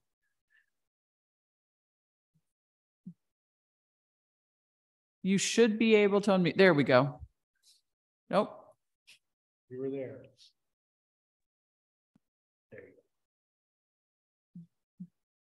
Good evening. Good evening. Good evening. So yes, Aaron Telly with Telly Tire and Auto Centers. The It's a special year for us. We're celebrating our 80th anniversary. So our original location and where our offices are at today is based out of Richmond Heights, Missouri, right there at Highway 40 in Big Bend. We have 18 locations throughout the state of Missouri, in Kansas City, Springfield, Jefferson City. 11 of those locations are in the St. Louis area. And this location would serve as our 12th location in St. Louis and also our new corporate office space for us.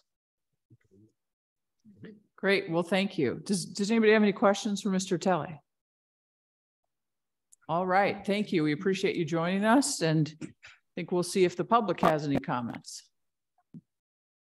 You need to fill out a speaker card and come on up. Or do they need a speaker card for this public hearing? Dave's good. Okay. All right. Dave Buck, 124 South Elm.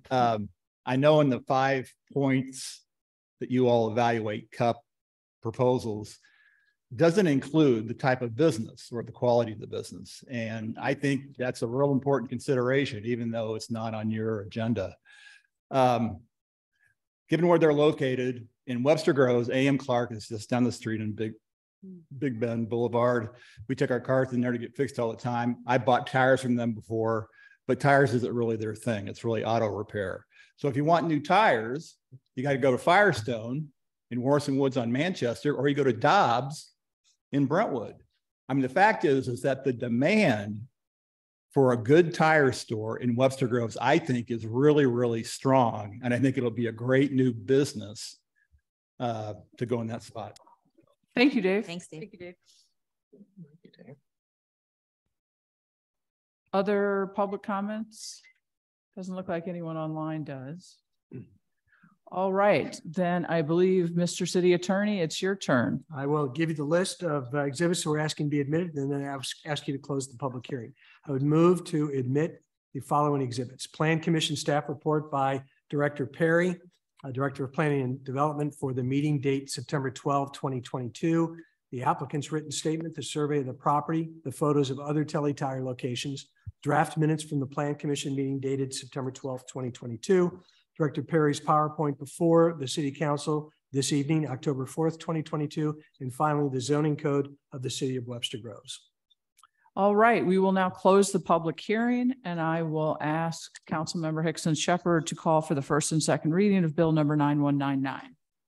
Yes, Mayor, I'd like to call for the first and second reading of Bill number 9199. Second.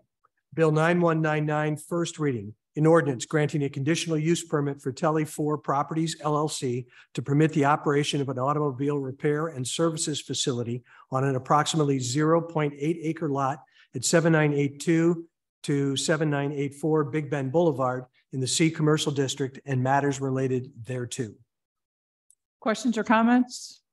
Second reading, please. Bill 9199, second reading. An ordinance granting a conditional use permit for Telley 4 Properties LLC to permit the operation of an automobile repair and services facility on an approximately 0.8 acre lot at 7982 7984 Big Bend Boulevard in the C Commercial District and matters related thereto. All right, thank you very much. We now will move to remarks from the community and visitors. Bill Dom is the first card that I have. And when you come forward, if you could state your name and address, please.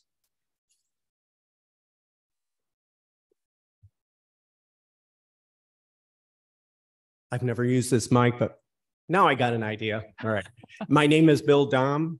I have the property in the Deer Creek floodplain at 828 East Pacific Avenue. Mayor Arnold, members of the City Council, and if Travis is watching, thank you for this opportunity. I would like to ask the council to please do not listen to what the federal government is telling you about the Deer Creek floodplain. This is no longer a 100-year floodplain. This is a 20-year floodplain because of stalling weather fronts driven by climate change and corresponding changes in the behavior of the jet stream. The 100-year floodplain designation is based on now invalid data that is itself 100 years old. The future is not the past.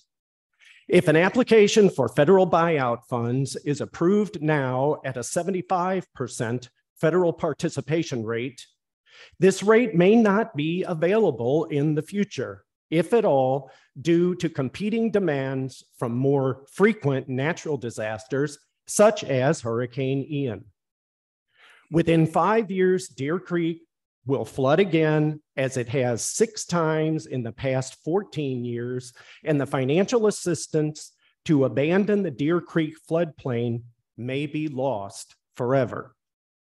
The real concern for every council member here should be, can we afford to give up this portion of our tax base by buying out these properties and still maintain a vibrant, healthy city? I say the answer is yes. Webster Groves currently plans to spend $10 million to put in a turf field at Webster Groves High School. Eliminating the Deer Creek floodplain headache forever will cost $1.1 million. If Webster Groves makes the bold move to convert the Deer Creek floodplain to non-developmental use, such as a nature preserve or a natural wetland, it will burnish its reputation as a progressive Midwest city and will end up on the national news as the city who did the right thing when it comes to climate change. And the city council will never have to consider this issue again. And I think that is worth considering. Finally, please do not allow yourself to be caught up in non-serious questions such as whether or not a property owner knowingly bought their home in a floodplain. The question isn't whether or not a property owner got what they deserved, but what is best for the future of Webster Groves. Thank you for your attention. Thank you very much, Mr. Don. If you like, at a future meeting, I have a lot of ideas about TIF planning too. You're welcome back anytime. Don Lohman is next.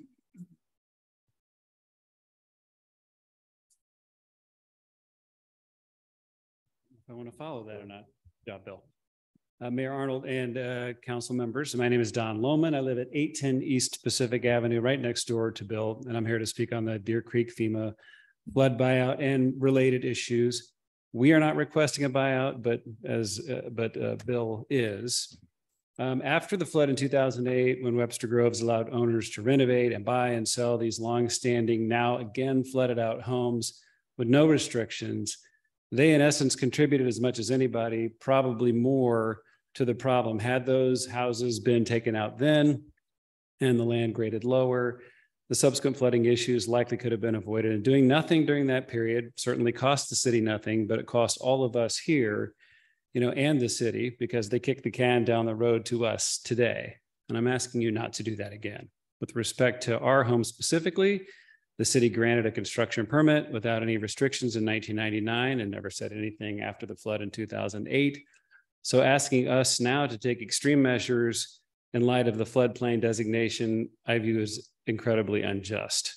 Why should we have to pay for raising our house up on stilts when that was not required when we bought the house? And why should our house be rendered virtually unsaleable because the city has now decided, albeit rightfully so, to care about the floodplain? So I believe the city should pay its portion of the buyout for these homes and grant permanent variances to all other remaining homes. Any other result would be financially ruinous burden on the homeowners of our neighborhood. These houses are on the Greenway, and they have already begun to fall into disrepair. Dozens of walkers, riders pass by these eyesores every day.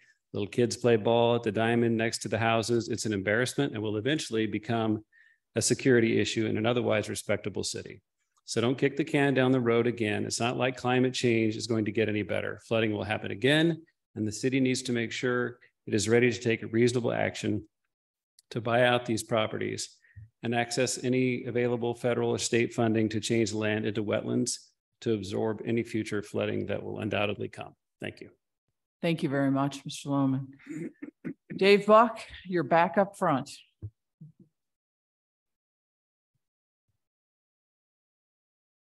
Dave Buck, 124 South Elm. I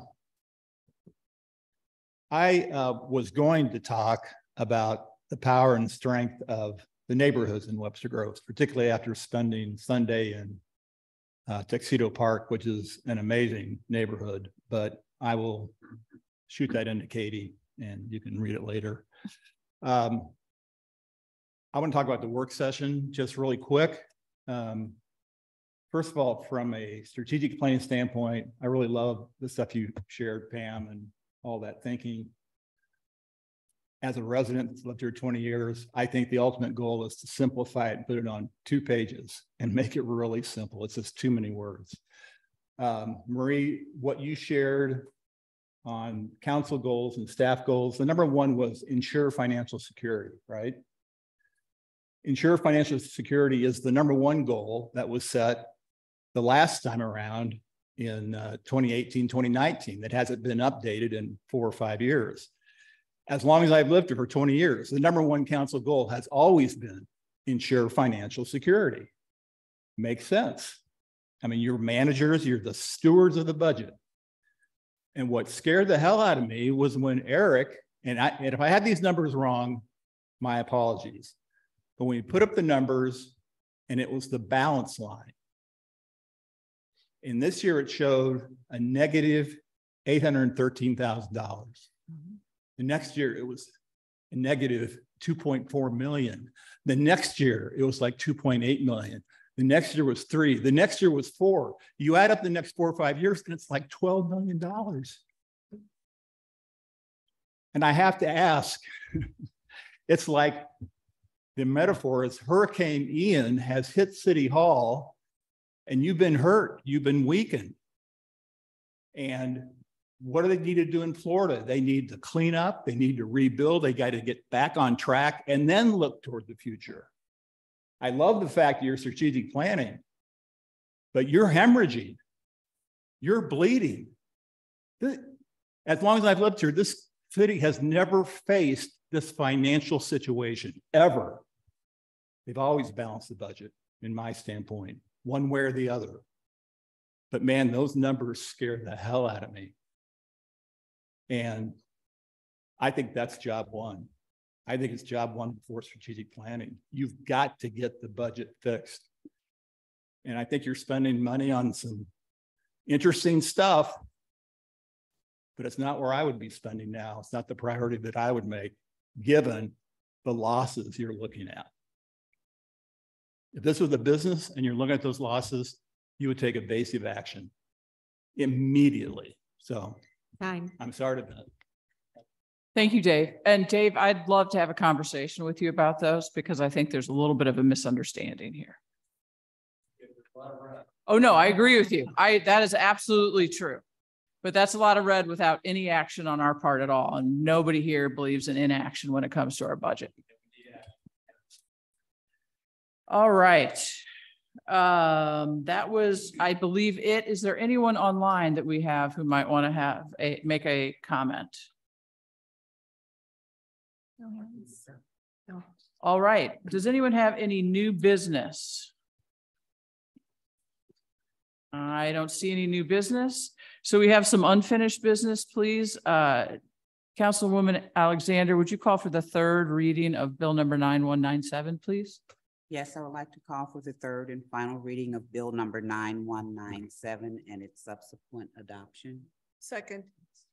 Bill 9197, third reading. An ordinance authorizing the city manager to execute an agreement with the Missouri Highways and Transportation Commission Show Me Zero program for the purchase of speed warning, traffic counters, and motorcycle radar unit.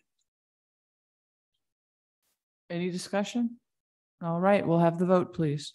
Yes, Mayor. Councilmember Bliss? Yes. Councilmember Franklin? Yes. Councilmember Smith? Yes. Councilmember Alexander? Yes. Councilmember Richardson? Yes. Councilmember Hickson Shepherd? Yes. Mayor Arnold? Yes. Council member Bliss, would you call for the third reading of Bill number 9198? Yes, Mayor, I'd like to call for the third and final reading of Bill number 9198 and its subsequent adoption. Second. Bill 9198, third reading. An ordinance of the city of Webster Groves, Missouri, amending Chapter 4, Boards and Commissions, Article 8, Charter Review Advisory Board, Section 4.410, Membership, and Section 4.420, Meetings and matters related thereto. Thank you. Any discussion? All right, we'll have the vote, please. Councilmember Franklin. Yes. Councilmember Smith. Yes. Councilmember Alexander. Yes. Councilmember Richardson. Yes. Councilmember Hickson Shepherd. Yes. Mayor Arnold. Yes. Councilmember Bliss. Yes.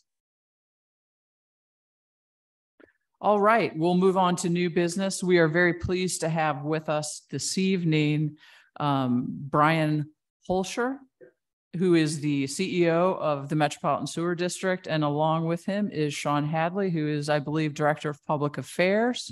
Thank you so much for being with us tonight. We appreciate your willingness to engage with our community. You all were not here yet, but Dr. Peoples announced that we do have a date for our community engagement activity. And so I want to just right off the bat say thank you for that as well. I know that will do our residents a lot of good to be able to talk to people about things that are going on. And so I will turn the floor over to you. Thank you, Mary. Mayor, thank you, City Council. Before I start, we are going to leave some sheets here in advance of that. If any citizens have some issues that they don't think they've relayed to us, the city staff has offered if they fill those out and turn them in, the city would get them to us and we'll look at those. My purpose here is I want to go over the stormwater situation from MSD's point of view, where things stand. Obviously, you and a lot of other cities in the county are trying to think of how we're going to move forward. Want to let you know where we're at, what we see in Webster Groves, what we're trying to plan and do in the future, and hopefully we can try and take a bite out of this apple. So there, it worked. Okay. Does everybody have a copy of this? Okay. Oh, you got it up there. Okay. So for an overview, stormwater service in the St. Louis area is in three parts. First of all, there's a regulatory part called the MS4. This is where we prevent pollutants in stormwater runoff from entering creeks and streams. Webster Groves is a co-permittee with this, on this MS4 permit with the state of Missouri. It's a very successful program.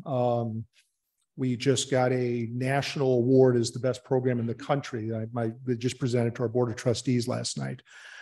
It works very, very well. Funding for that program has been in place since MSD was created in 1954. Second is operation and maintenance of the storm sewers. That means inlets, manholes, and storm sewers. MSD didn't get full funding to be able to maintain everything it owns throughout the district until 2016. If you recall, there was an election, folks voted that in. It was the first time we had district-wide funding. Everything west of 270 we had owned since 1989, but nobody had given MSD revenue to operate and maintain the storm sewers. So they were starting to fall apart, and that was a good win in 2016. Finally, the last one, I've been here 27 years, and we've been trying to tackle this problem for 27 years. There's no money district-wide for stormwater capital, for erosion control, and flooding. We've never been successful in getting a district-wide revenue for that. So that's the one piece I'm really going to concentrate on. Real quick, our service boundaries. I'm going to do this. There we go. Our original area in 1954 is the yellow and green. Webster Groves is in the green area. I'll explain the need for that later. The pink area was an area, the yellow and green was the MSD in 1954. We took over the pink area for wastewater in 1977 and for stormwater in 1989. The reason for the difference between the yellow and the green actually had some small taxing sub-districts that were established in the 60s. Webster Groves is currently participating in that, and right now it's kind of the only source of fund that MSD collects that we work with Webster Grove on stormwater issues, and I'll explain that detail in a minute. So where we currently are, MSD has identified $700 million of projects throughout our boundaries. About 100 million of that is buyouts out of floodplains to help resolve only stormwater issues. We're also a regulator, so we collect this data as we go along in anticipation of, one, maybe eventually having funding, but also two, to provide regulation on new development to make sure any flooded areas are not made worse. There is just under $10 million in OMCI or Operation Maintenance Construction Improvement. That's that tax we're talking about. That's collected within that green area. I'll go over exactly what Webster Grove's share of that is. Recently, the federal government or the state put out some ARPA money. Because of the kind of entity we are, our only ability to access ARPA money is per project through the state of Missouri. They put out a proposal for $140 million in stormwater work with a local match. The conditions they placed on those funds were they had to address water quality, which means they had to be erosion projects.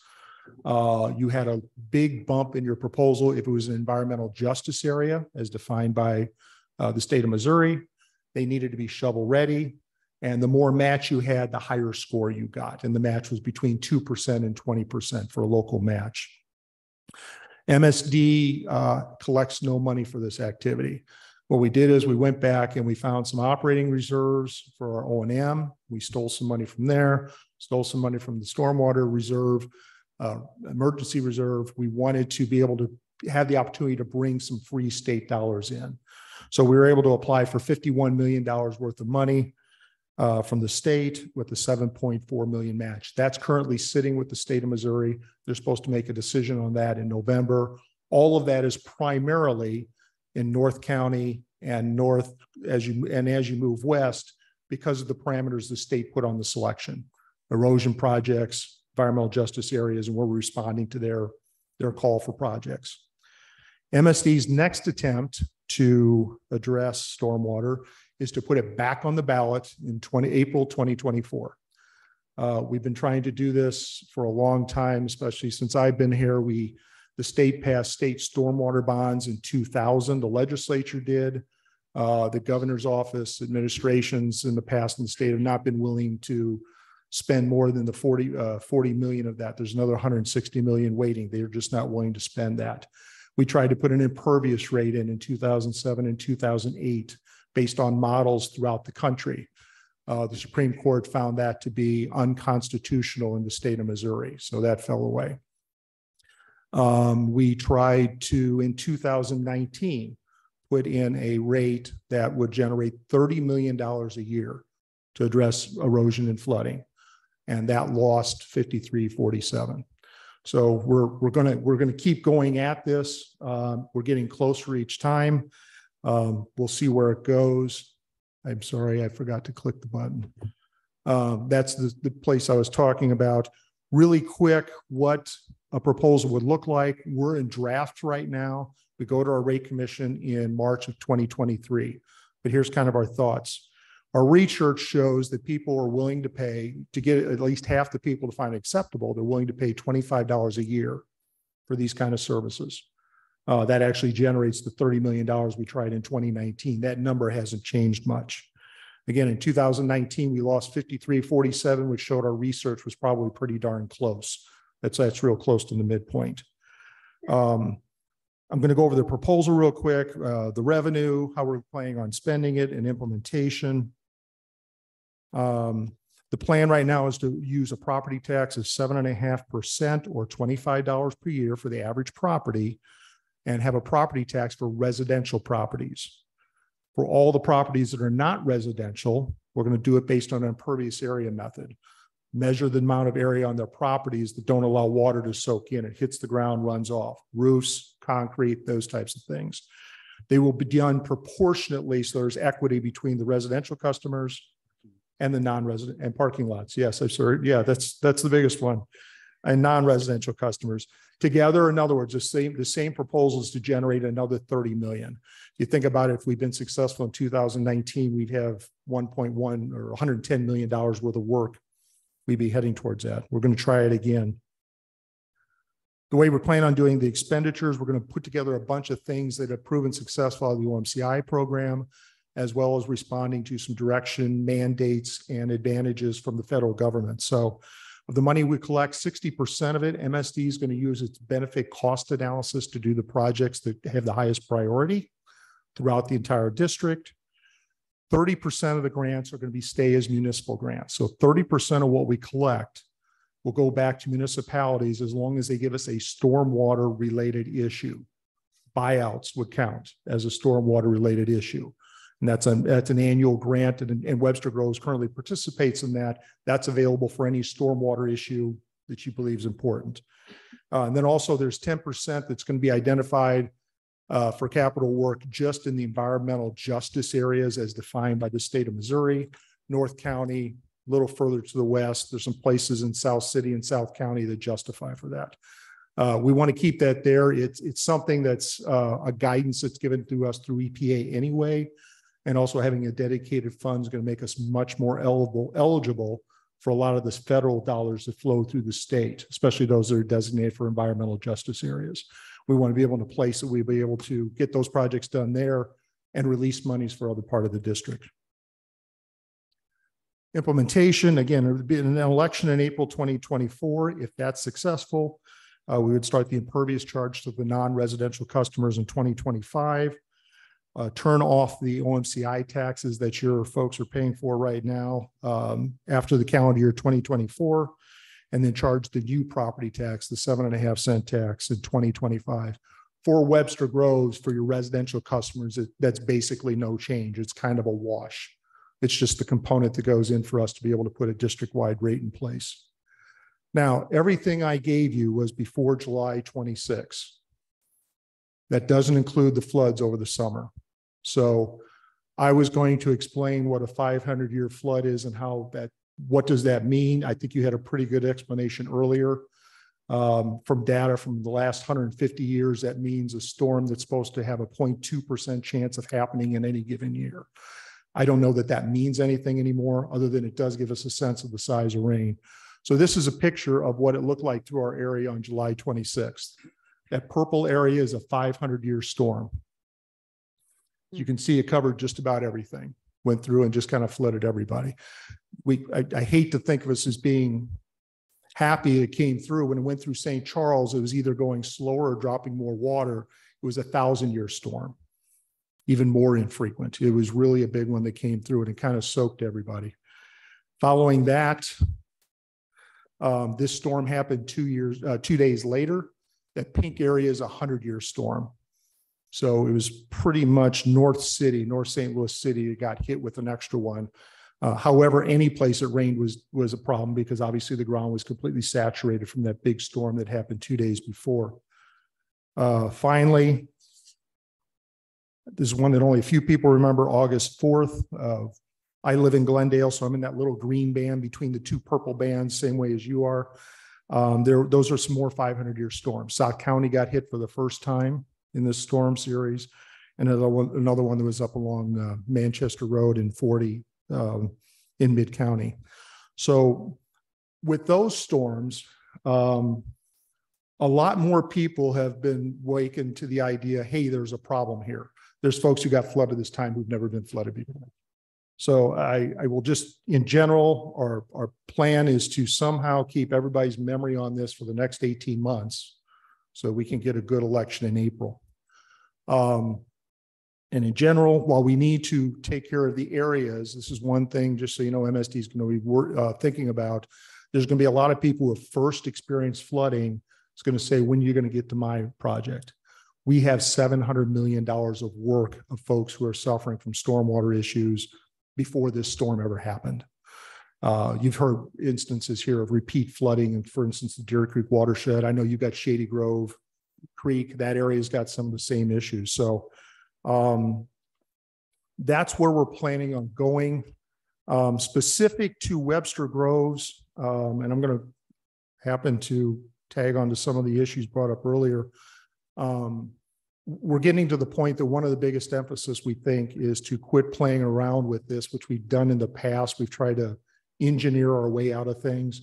You're going to see a big emphasis on simply buying people out of places they shouldn't be. It's going to be the only solution, the only solid solution. It is one thing 20, 25 years ago to build a 25-year sewer and then have a rain flood somebody. This is different that's going on. So we're going to concentrate on floodplains. You've got those here. One of the things we've mentioned, Webster Groves is one of the areas where some homes were built with the idea of drainage happening through sinkholes. And those sinkholes work sometimes they don't, sometimes they don't work very well. And if you think about the storm and those floods that came through, Sometimes the idea was, well, can you just take that water off their little bowl where their sinkhole is and send it somewhere else? Well, remember what everybody else is suffering from. Moving the water is usually not a very good idea. You're going to move the problem and probably make it worse for somebody else. So consideration of buying those folks out who are in that kind of situation. Mother Nature's given us a real good guide from these last storms we had this summer as to where those are. Webster Groves, I mentioned the OMCIs, just so you know, the way we're set up right now, you're in 3 of those little taxing districts. And right now there's about $240,000 available per year from MSD for stormwater projects. With what we're addressing right now, I know that's not a whole lot, but it is an amount of money that's available. I think Webster Groves staff does contact my staff and annually ask for that share that can be used for any stormwater issue you're looking for. One thing I want to mention too, that I don't think folks think about, when homes are flooded in floodplains, the homes flood, the streets flood, the sanitary sewer system floods. Those floods get into the sanitary system through cleanouts in their front yard. They get into the sanitary system when basements flood and water goes down. And the impact is that it fills up the sanitary sewer system to that level to everybody else. We have to have sanitary sewer systems in the floodplains because there are homes in the floodplains. And that system floods. We've done, through the consent decree the past couple of years, we've done a lot of work on the wastewater system, make sure it works. I think in Webster Groves, we did some of the disconnects of downspouts so they weren't connected to the sanitary laterals. That work was really successful. For moderate, heavily moderate storms, we've been having at the most less than 10 issues that are MSD's responsibility. That's worked really well. When we are getting floodplains flooding, it gets massive. We are going to pay out from this event $10 million in backup claims of about $2,500 to $3,000 each. We had a program that was meant to help reimburse people when a heavy storm came, and the system surcharge, we cleaned the system up, started enlarging it. We're far enough along. That problem kind of went away. It only comes back when we have flooding. And that's because our system's in the floodplain, it's in the flooded areas, it floods, and that level just goes back out to the sanitary system to everybody else. All it takes is a little bit of rain and then they get a basement backup. So it's really important. I think we've been telling everybody, engineering has a place at some point. It's after you get everybody out of the floodplains and the flooding areas. Then there's going to be a cutoff where, hey, we need to buy more houses, or is there a fairly simple engineering solution to make sure they stay dry? That's the way we're going to approach things in the future. So Mayor, that's what I wanted to lay out as kind of what we see. I've sat here and listened, and it sounds like you guys are kind of on the same page right now anyway. Yeah, so if you don't mind, I'll see if people have questions. Yes. I mean, thanks so much for being here. I appreciate it. You know, one of the unique things about our region is that we have these collaboratives. And I think a lot of our citizens, and I'll be honest with you, I don't really understand how MSD works fully. So one thing I want to talk about is that consent decree for a moment. Is there federal money that is funneling into MSD in order to satisfy the consent decree? So there is very little grants. Our biggest source is state revolving fund money. That's our ability to borrow money from the state with the principal or interest, but it's a 70% subsidy from the federal government that comes down to us. So when times were good, we were borrowing money for 0.6%, those types of things. However, the monies we're using that for are solely for wastewater revenues. We're not on the books to enterprises, but we're only allowed to spend our money that we receive on the issues they're meant for. So the monthly bill you get is for wastewater, and that goes towards the consent decree, the wastewater system, nothing to do with flooding or storm sewers. Those right now, what little money we collect right now, they're all on your annual tax bill. And you'll find 2 line items for MSD. Really quick, I'm glad you mentioned that for those who don't know, and I should have said this, MSD, we're a municipal corporation. We're created by the state constitution. We have a charter that's been voted on by the people of our area.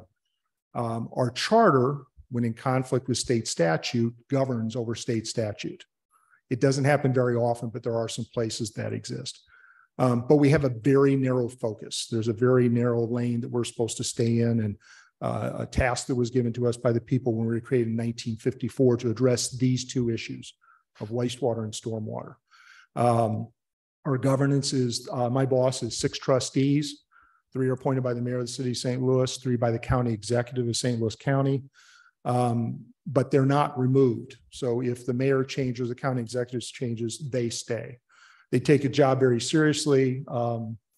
We just upped their pay from $25 a month to $50 a month, but they're helping me manage an $800 million a year organization. So you will find that the folks who are doing this job are doing it because they're dedicated and doing it. They're not getting rich. And that's what MSD's organization is. Absolutely. So one thing, I guess what I'm trying to ask is money, because of the consent decree, is money that could be going to stormwater or to flooding, I shouldn't say storm, to flooding remediation, is that being funneled to in order to satisfy the consent decree? No, it's not. I think it's only wastewater. Now, I will tell you, with the wastewater funds, as we do our projects, I don't think there's an example in Webster Groves. There was in Crestwood, St. Anne, Clayton, where we will do wastewater projects. Our facilities can exist and function perfectly well, oftentimes within a floodplain. And because our sewers have to go down to floodplains because development's there, oftentimes we'll site those in existing residential areas that are in floodplains. And we will buy those areas out and just make them an MSD facility, a drop shaft or a pump station or a storage tank. So we're able to do that as much as we possibly can, but it is not taking monies off. It's a completely different source of funds. We're part of an organization. We go up, testify in DC quite often, just because he's been there a while. Senator Blunt was kind of our best buddy as far as getting funds in. And we make sure the federal government is directing money to the state of Missouri to get to us. I think one other thing, we have a special relationship with the Corps of Engineers here that nobody else has. And they recently took $30 million of their ARPA money and put it towards us to help to address some wastewater issues. And that's been a very good relationship we've had with them. We do everything we can to get monies. It's good to be us as a special type of regional authority, and sometimes it's not. Yeah. That one's pretty good. So is this new philosophy or this new strategy to buy out flood people in flood zones, how long has that been in effect? Well, we've always wanted to do it. The problem has been we've never had money, right? So you saw the problem, but you just didn't have the funds to do it. No, we have, with those OMCIs, we have done a few in, I don't think Webster, we did a few in Brentwood. University City was not through University City. We did the wastewater type thing where we put a facility, and I think we did direct some OMCI dollars towards something one time after they had Hurricane Ike come through. But there's never been a big source of funds to, we need a couple tens of millions of dollars every year so the area can decide what's the most important place to go and who should we take care of first, and just start moving things, get things moving. That's what Prop S would have helped with. Yes, and that's what I assume we'll call it Prop S. It's up to Sean. But in 2024, that's what we're going to try and do again, is try and get those funds. And I think we tried before, and coming in the future, we're not going to do this on our own. The problem's so big, it's not MSD just going through its regular prioritization process. We started talking with entities, and we're going to have to make sure this is a policy decision-making process of the whole area, because prioritization and who comes first is going to be an issue. And I think we're going to need to hear from everybody and get buy-in as to where we go first to solve the problem. Back to where you've bought out already, how does that relate to Deer Creek?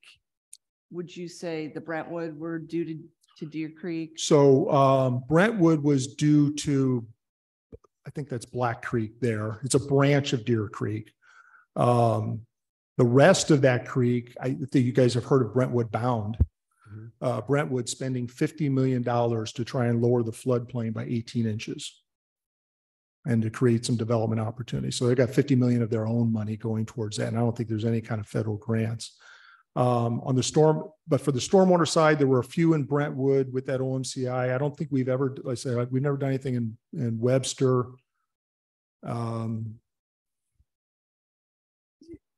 There's sometimes about that water. sometimes it's one or two homes. Deer Creek is, Deer Creek and River to Pear are, you just had a description earlier. They are big and they can be dangerous. Again, I don't want to skip the other ones though. Because I happen to know Shady Grove Creek and seen it, that's bad. I just got done talking with the city of Florissant. They've got some historic landmarks located in a 100-year floodplain that had 7 feet of water on the walls, and they're trying to figure out what to do with that. So somebody mentioned the recurrence. Somebody maybe bet $1. I would think there's a chance we get another one of these in 20 years. It's a good possibility. And I think we need to start getting ready. So what should individual municipalities that are located within MSD's footprint be doing? Is there anything we can be doing? I'm going to avoid the issue that it all comes down to money, because it is kind of what it'd be nice to have the money and say, okay, now what do we do? You know, the one piece that's been out there, I don't recall Webster having been an issue with it, but some of the municipalities, we bring this issue up. We're not the floodplain managers, the municipality is. We're not the building code enforcement. And until fairly recently, there were still municipalities digging holes in the floodplain to say they'll take care of the flood and building homes in floodplains because they could and because they would make money. I don't think we've seen one recently. And it's a problem in the city of St. Louis, by the way, also. There's not necessarily a lot of floodplains there, but that's the combined sewer system kind of has the same impact of areas that see overland flooding. So I guess if there's one easy thing, please don't build anything else in floodplains, which I don't really believe Webster's doing or probably anybody else is doing now. Some of the things you were talking about is, you know, outside of the money is figure out how to get there. I wish MSD had the money to get things started. I wish things had passed. That we were created to do that and be that mechanism, and it's kind of broke because we haven't been able to get funding for it. So everything you said here sounds right. I mean, I guess I'm trying to understand again, as you talk about putting this issue on the bond, this issue on the ballot again, where it's there was an agreement to pay up to 25, an additional was at $25 per year. That would be the proposal is a property tax that would the average person would pay $25 more a year, which is a 7.5 cent property tax. Okay, and those are the dollars that are anticipated to be used to assist? They would be solely for stormwater, correct? And then again, from a prioritization perspective, how is it determined where that's going to go? So right now, within the OMCIs, within the separate taxing districts, and this is what we would do right now if it was a normal world, we have a benefit cost analysis system that was developed with stakeholder input. So the benefits are, what are you saving? A house has a certain value, a garage has a certain value, a fence has a certain value, a pool has a certain value. You divide that by the cost of the construction. You do the calculation and you end up with a project list with scores. And the higher score, we've simply in each OMCI district taken the highest project and just worked our way down the list. The one is the most bang for the buck based on that calculation. And that's probably fine for the OMCIs. We thought that's what we would do district-wide if we got funding. But I don't think that's what the world we're living in right now calls for. I think it's fine to do the engineering and the calculation. I think there's some policy and region-wide cooperation that's probably more important here than doing an engineering calculation as to who should come first. And combining our efforts to determine what we can do to get outside dollars in to assist with the cost of this and those types of things. And we're planning on organizing something like that. We've kind of started with a few folks who have been involved with this up to date today, let them know we're going to be doing this, kind of going through the Muni League a little bit to make some contact with individuals and find a way that we can have kind of a guiding or a steering group that says, okay, we got $10 million of floodplain buyouts. Where do we go? Who do we do first? Any conversations with the state legislature and allowing you guys to put flood storm remediation on our bill and then going to the Public Service Commission? So the Hancock Amendment, we don't have the Public Service Commission. We have our own rate commission. There's a 15 organization rate commission. that look at what we've got. So they have to, staff puts together a proposal. They look at it. We do this every 4 years for wastewater as well.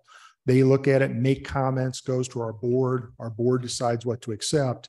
And for stormwater, especially with the last Supreme Court ruling, the only way we can raise funds is getting a positive vote of the people. I'm going to go back to some Webster specific things for a minute, if we could. You know, you mentioned sinkholes, which some people refer to as the cave system as well. We're talking about the same thing, Yes. right? So I don't think that many of us really understand how that works. So you got a sinkhole in your backyard, water goes to it. There's a cave that goes down to, is it connected to anything else? So there's underneath the St. Louis area, Webster Grove, a lot of that, and in other places in the area, there's something called a karst system. If you've ever heard of that, it is water that goes through and dissolves limestone within the rock, and that's what creates the cave systems. Okay. And in many cases, you've got actually water, underground rivers going through some of these caves. The area up north near the Missouri River, they're actually proactively maintaining that. So that's whenever you go to a cave here, that's what's causing that. It's limestone dissolving from water that soaks in the ground. The problem with that, I had a gentleman, director of engineering, he used to swim in a great pool that was because of a blocked sinkhole. And then one day they woke up and the pond was gone because the sinkhole opened back up. So one of the things folks did here back when we were first settled, folks would pipe stormwater as well as wastewater to the sinkholes to get it away before we actually had a sewer system. We think we've caught all those wastewater. There's no more wastewater connections to those sinkholes, but they go to the underground cave system. Sometimes they work, sometimes they don't, sometimes get clogged up. Something will happen, it'll open wide up. Sometimes it'll open wide up. You've seen it where the ground collapses on top of it. There's a lot of things that go on. So it's unreliable at best, and especially with the type of storms we're looking at. It's going to pond like that, and there really isn't any way you can guarantee that that's going to stay open for a long time or just completely close up, or whether the rate that the water goes through there changes. And if you're experiencing flooding, at least you know right now it's probably a good idea for folks not to be living in those areas. So then those are not, is that a parallel system to your stormwater management system, or the two connected? The what now? The sinkholes and the underground rivers? Yeah, the sinkholes and underground caves can be, we were running, unfortunately, a tunneling machine. We ran into one that was 150 feet deep. They can be moving underground. No, and what I'm asking is, are they connected in any way to what you have engineered in our area? We do not rely on them. Okay. So we're not relying on the tunnel system. MSD is not responsible for things like groundwater or groundwater contamination or how the sinkholes operate. As a matter of fact, since we're having that discussion, we're not responsible for creeks and streams. We own the sewers. Now, our charter gives us the ability, like we're trying to do, to raise funds to fix stormwater problems in creeks and streams. But oftentimes the work we do, we'll get an easement, do the work, make sure it's stable, and it gets turned back over to the property owners. And MSD doesn't own those. We just keep kind of chasing problems throughout the creeks and streams. Okay, so that leads me to my second Webster specific questions. I've gotten constituent communications from probably half a dozen people saying, you know, we've got Shady Creek, we've got Deer Creek, everything's grown inside them, and that is holding things up and contributing to our flooding problems.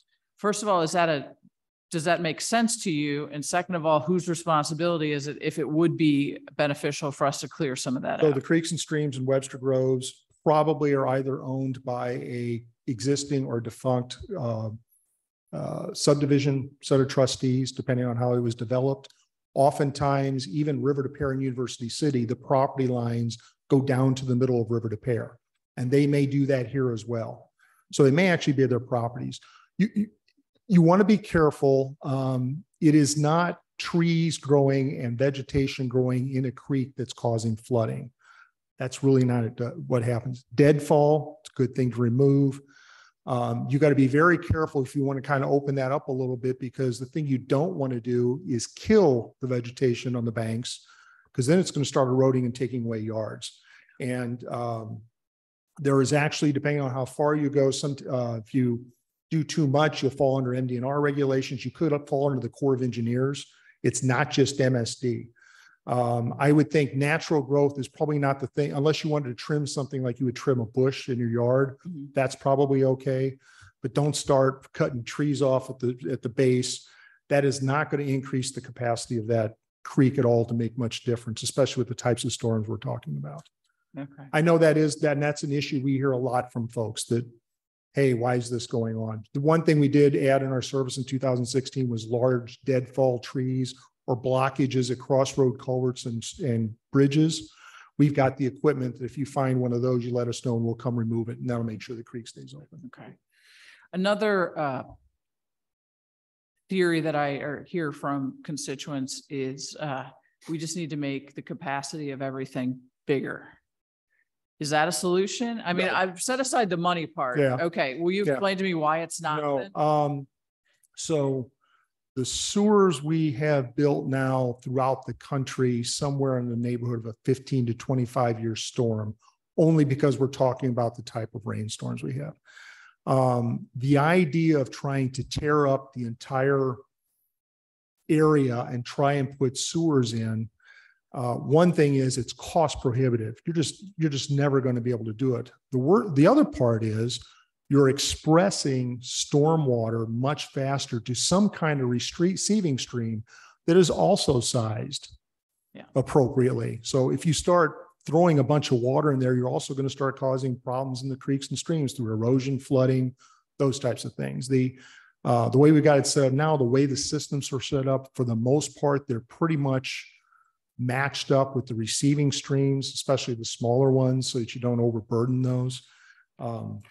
That's what I meant by engineering. There isn't an engineering way out of this. You don't just put 500-year sewers in everywhere and solve that. That's not going to be a solution to this. Okay, I promise this might be my, I that's right. promise this is my last one. I might have one more. I've been able to answer all of them so far, Yeah, so I'm pretty proud well, of this. and so this one also may show my ignorance, but I've read a little bit about the Deer Creek Sanitary Tunnel. Do we expect that to have any impact in Webster Groves? None. That is a wastewater component. So just a little background, we had a problem. There's two systems. There's a combined sewer system in the city of St. Louis. Stormwater and wastewater go in the same pipe. You're in a separate system. There's a storm sewer and there's a wastewater sewer. Yeah. During the transition of those two systems along Deer Creek out in the western part of the area, people were building homes as though there was a combined sewer and pumping all the water, the ground or the roof water and everything that went into their homes. They were putting it in the sanitary sewers. And then the storm sewers were out there, but were not being used. It had to do, as I understand, with some directive on how housing was built after World War II. At least that's all I can dig up. So that Deer Creek tunnel, what it's doing is we're separating all that out so the stormwater gets off the system.